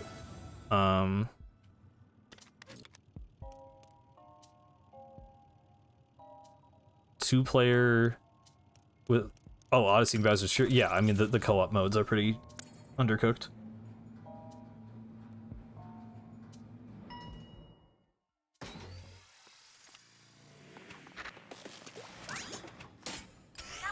Yeah, I mean Bonanza, the skill tree helped the problem in Bonanza a lot for me because it felt more rewarding every time you collected a banana, because the issue with Odyssey is once you get enough moons, like, you need a certain amount of moons to leave the area. So I think I dislike that, you know, hitting a rock 20 times is equivalent to, like, you know, doing an entire platforming segment that spans like half the level. I don't think that should be an equivalent reward. But in Donkey Kong Bonanza, you technically don't need any bananas to beat the entire game, and all of them are just progress towards your skill tree. So, like, to me, that feels, it's just like a restructuring, like, mentally, almost. Like, it's not even that different of a game design philosophy, but it feels more satisfying because it feels like you're working towards something, whereas in Odyssey, it's either like, okay, I just barely did anything and I got a huge reward for it, or at the end of the game, then it's like, okay, well, it feels like most of these are unrewarding because they're just kind of pointless, because I don't actually need these moons to progress anywhere. So I don't know. It's different problems in both games, and people have different takes on them, but I don't know.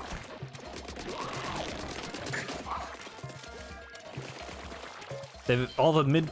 Yeah, I mean, I just think I'm saying the midway banana to me is kind of pointless, because it's never like hard. There's never any challenge to it. It's just you did half the level. Here's a reward. It feels weird. I don't know. They always felt out of place to me. Yeah, I do think Bonanza's like level themes. It's weird because sometimes it's like really, really good. Like I feel like Feast Layer is like a, you know, peak, you know, 3D collectathon level. I loved Resort Layer, even though I guess the, you know, theme-wise it was more basic. Like the levels are really well designed, but it's like I mean part of it is just the game design of like, because you can break through the terrain, I feel like it's harder to have like a mental map of the areas in your mind. Like Odyssey's locations just feel so iconic, and I can like navigate the entire level in my brain because I've played and watched the game so much. Whereas Bonanza, it's like really hard to just kind of like, they don't stick out as much. And I think part of it is a theming issue. Like the Freeze Flame area is like, we've done Freeze Flame so many times, we've done food levels so many times. That one was just like, kind of, you know, it was still a fun level, I thought, but like the theming was not very creative there, I feel like, compared to other things. But yeah. No, Odyssey has some misses for sure. I don't like Lake Kingdom. Snow Kingdom just needed music, dude. Snow Kingdom just needed music in the overworld part. I don't understand why it's just silent. That's a weird Odyssey specific issue. The game just decides to not have music sometimes, and it's like, it never feels like it benefits the atmosphere. I'm like, I kind of just wish there was music here, actually. I don't really know what's up with that. But Odyssey has, you know, it has Metro Kingdom. It has Bowser's Kingdom in that game, I think is pretty iconic. It has Luncheon Kingdom. Fossil Falls is not like an insane level, but it is pretty iconic, I think. Sand Kingdom, you know, was in the movie. That's a huge, really cool level. Wooded Kingdom has a super iconic song.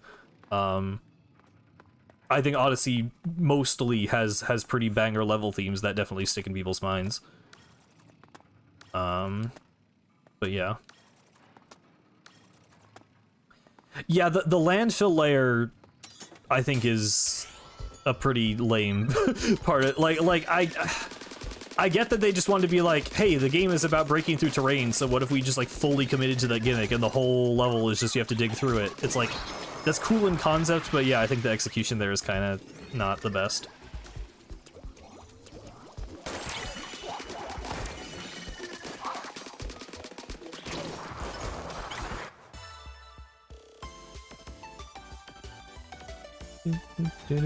I think Lost Kingdom is a perfect size, actually. I like that kingdom being a bit smaller.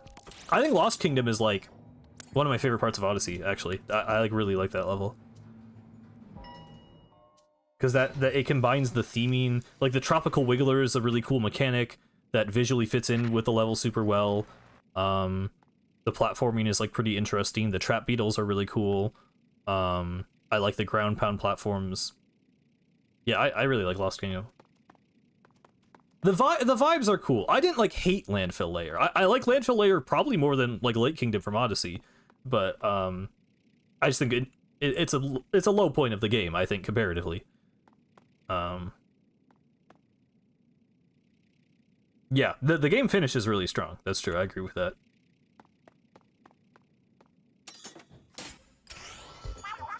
Taking a Fossil Kingdom more from the trailers than the actual game. Yeah, I think Odyssey's opening.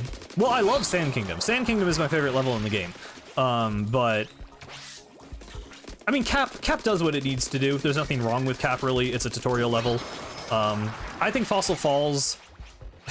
My thing with Fossil Falls is like, they're like, whoa, you can control a T-Rex in the trailers. And I'm like, okay, that looks cool, but knowing how it feels to control big, giant, slow animals in other games, it's probably gonna feel like complete garbage to control the T-Rex. And I played the game and I'm like, huh, yeah, it feels like complete garbage to control the T-Rex. Like, I was not sold on that. I don't think the T-Rex is fun to use, so Fossil Kingdom is kind of whatever to me. Or Fossil Falls, Cascade Kingdom. Yeah, that is unfortunate, Rock Wizard. It really feels like they should have been able to figure that out, like, for such an important moment of the game, but yeah. Wooded, Luncheon, and Bowser's. I think Sand, Wooded, and Metro are probably my top 3. I do really like Wooded.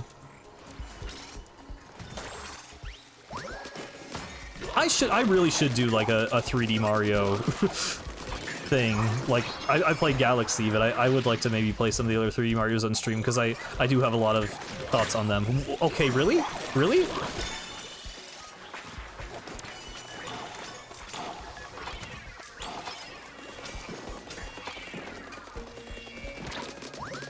Cool, the next Mario game had some more momentum in the movement again.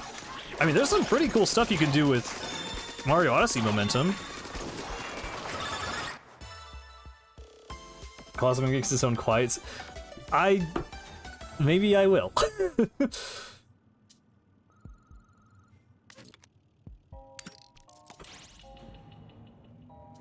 I mean, most of Bonanza runs fine. It's just 2 boss fights in the game where they try spawning a bunch of terrain. I guess 3 boss fights, technically. The quiet sadness of Super Mario 3D Land.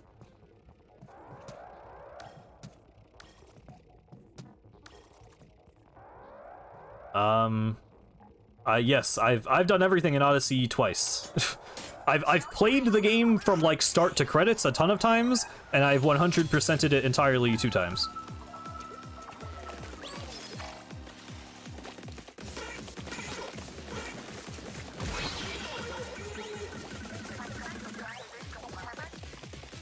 I do have enough opinions. Like, I could make like a ranking every single moon in Mario Odyssey video if I really wanted to. I don't think I want to. But I could. I mean, I've played the other, you know, 64, Sunshine, and Galaxy even more, probably. Well, not 64. I've definitely played Odyssey more than 64, but, I've low-key probably played Sunshine. Is that true? Have I played it like a comparative amount to Odyssey? I don't know if that's true. I've 100% in Sunshine 3 times. Which, just because of the way the blue coins work, that kind of takes forever. But, I've probably played Odyssey more. I definitely, like, thought about Odyssey and watched Odyssey videos more, so it feels more, like, in my mind, like I've experienced it more, but yeah. I've only 100%ed it once. I mean, I think that's most people for Odyssey, yeah. There's 880 unique moons.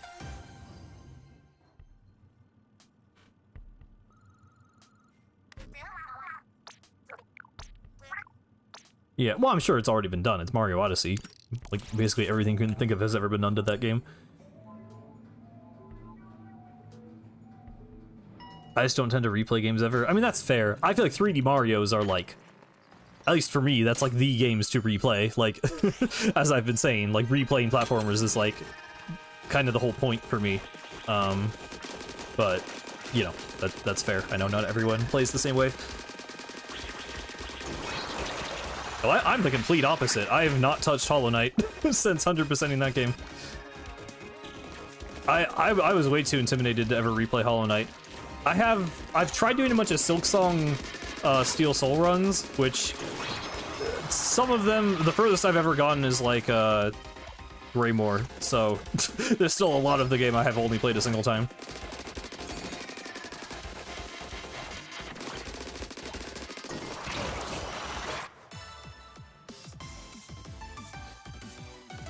Yeah, I know, you said that. I haven't watched the Quiet Sadness video in a while, so I don't really remember how it is, but I just like Jacob Geller. I think he's cool. I haven't actually watched that many of his videos, to be honest. Not in a while anyway, but yeah.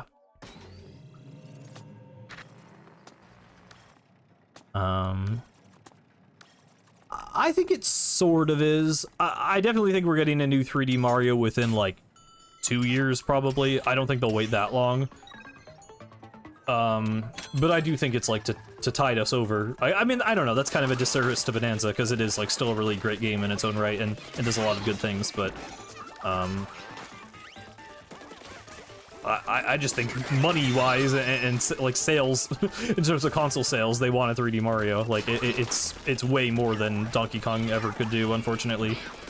I mean, or, you know, it's just a fact that Mario sells more, so.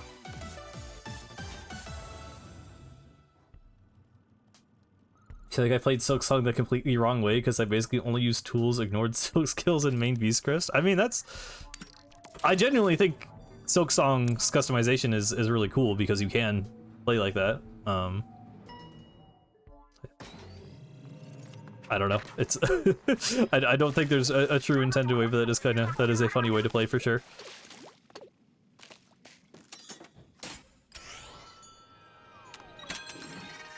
I mean, Bonanza's not doing like bad, right? It's still sold millions of copies.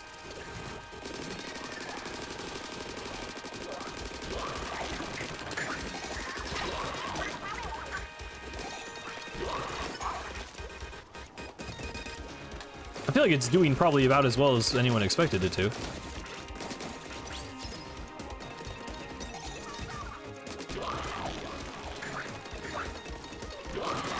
Oh my god.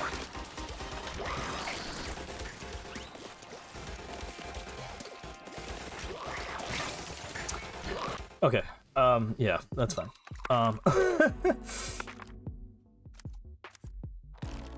I mean, Game of the Year doesn't really...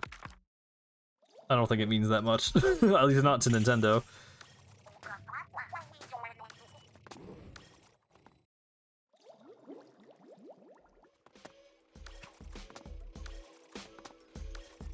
Oh, it's already been over 3 hours. I'll do like one more run, because I'll probably die partway through. I will be ending somewhat soon. I mean, is there really? It's hard for me to imagine people begging for a 3D Mario that haven't tried Bonanza. Like, I'm sure they exist. I know people have been complaining, but like, I guess in my mind, I figured they played Bonanza and just weren't satisfied by it. But like, I can't imagine someone who loves Mario Odyssey not even like wanting to try Bonanza. It feels like it's close enough that like, even if it's not Mario, like surely you'd give it a shot. I mean, if you have the money, obviously.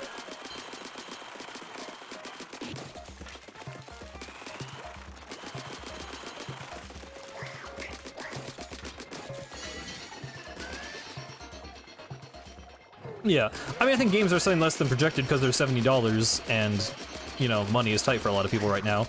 I don't think it's, like, because it's a Donkey Kong game. Like, I mean, you know, there's multiple factors that go into it, but I don't know. I guess I haven't looked at the numbers. I wasn't under the impression it was, like, specifically struggling in any way.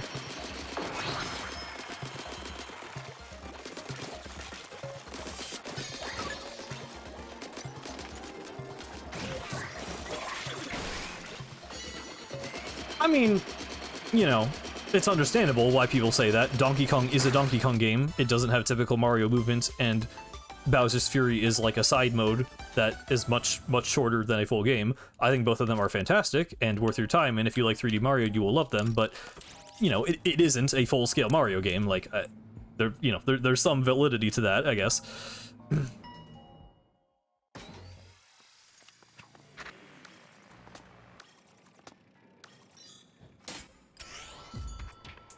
Yeah, Nintendo said, like, overall software sales were disappointing. I don't feel like there was ever a statement about Bonanza specifically not selling well.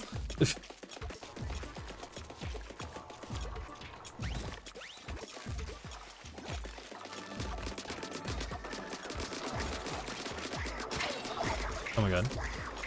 I don't wanna lose this round this early.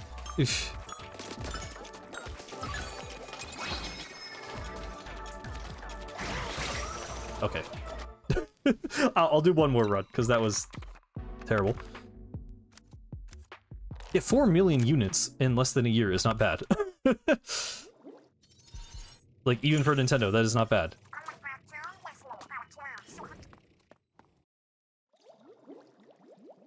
And yeah, and if that's the last report was a while ago, I think. Or was it? Because they've said there was some statement since Mario Tennis, I'm pretty sure. Maybe there wasn't. I don't know. I'll be real. I haven't looked at the reports. I've just been hearing, you know, what people have been saying, so I may be misinformed. Yeah, I mean, Bonanza was never in any universe going to sell anywhere close to a 3D Mario game.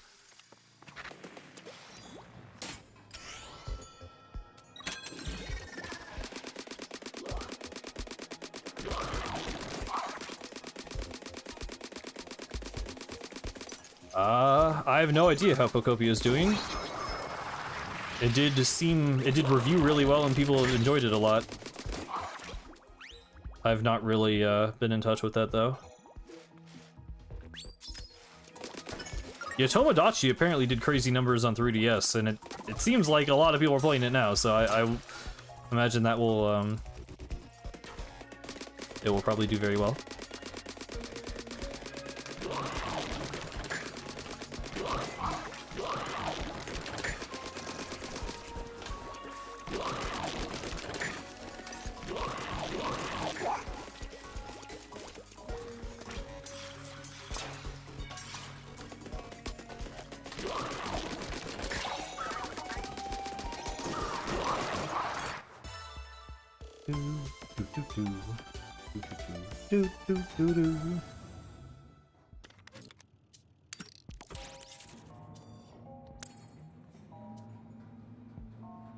I am curious to see how Raiders does. I don't really have, like... I don't know. I'm just... I'm very interested to see how that game will be perceived. Like, obviously I hope it does well, because I like the idea of getting more Splatoon spin-offs in the future. I want the Splatoon franchise to do well, so that they put more resources into the games, but, you know, I'm just interested to see what the takes will be on it.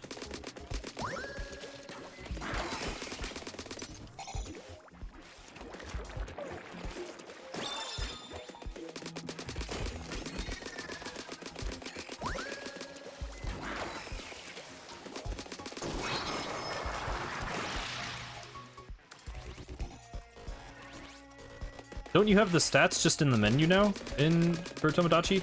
I didn't play the original, so I don't know exactly what people mean when they're talking about the old features, but I mean you do just have a stats menu. They're incomplete. Oh, okay. Yeah, Mario Tennis, like, I think that just hit in the unfortunate time when they're like, okay, we think we can still get away with doing, you know, full price games for a Mario spin-off because it's Mario, and now they're like, okay, we have to actually do variable pricing, so that's it's gonna stand out as the one game of like, why does this game cost this much?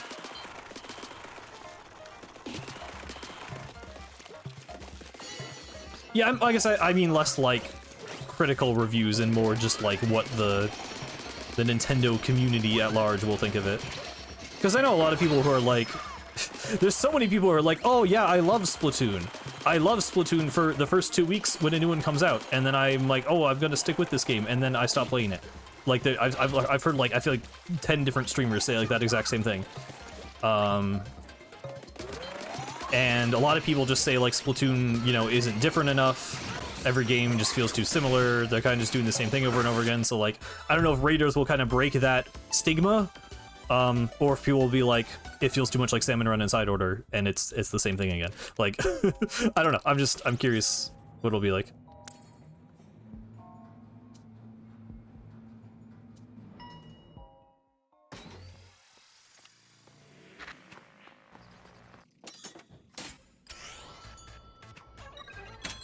I wouldn't say insanely niche,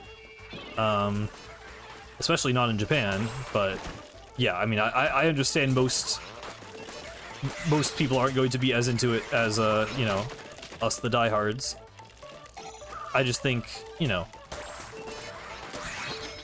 I don't know, I mean, maybe it isn't that weird, I guess, for people to be into, like, a shooter game for a few weeks and then fall off of it. I guess that's probably true for, like, a lot of them for the general audience, but it'd be nice for the single players to not have the reputation of always feeling like the same thing. It doesn't really matter. Like, I'm just curious. I'm just curious what people think. Like, this isn't, like, the most important thing. I'm just, you know, just spitballing.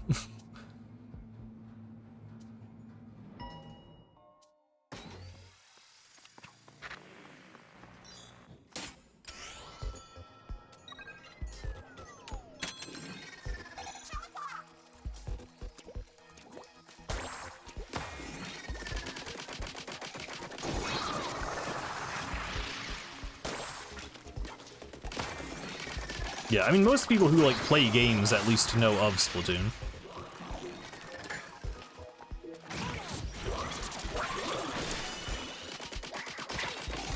Okay, well... a bit anticlimactic. Not that I was probably even gonna beat a run today, so that's fine. But, I am planning on doing some things with friends tonight, so I will have to end soon.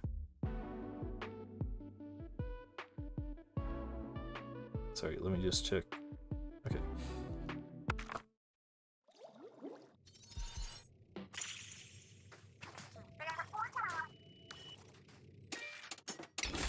Yeah, I mean, it's going to sell well. I'm more curious about, like, you know, its legacy rather than its, like, critical reception. Like,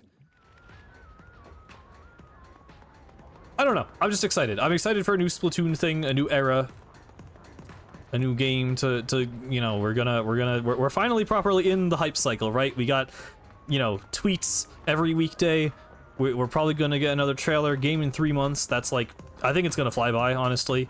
After after all the time we've waited. Yeah, bring the community together. Should be a good time. Should be a good time.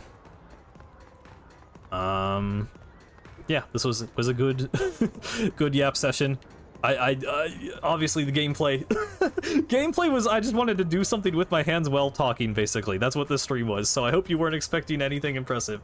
But I had a good time. The cope cycle ended, hype cycle started. Finally. And thank you for everyone, all the happy birthdays. Thank you very much for all the donations. No, there weren't that many donations, but thank you for the donations. I don't I don't expect the donations ever, so getting them at all is great. Thank you very much. Yeah, excited for lore, excited for gameplay. Gonna be good. Gonna be a good time. I will see you guys probably next week on the stream. Till then, thank you very much for watching. This has been Cosmic. Farewell.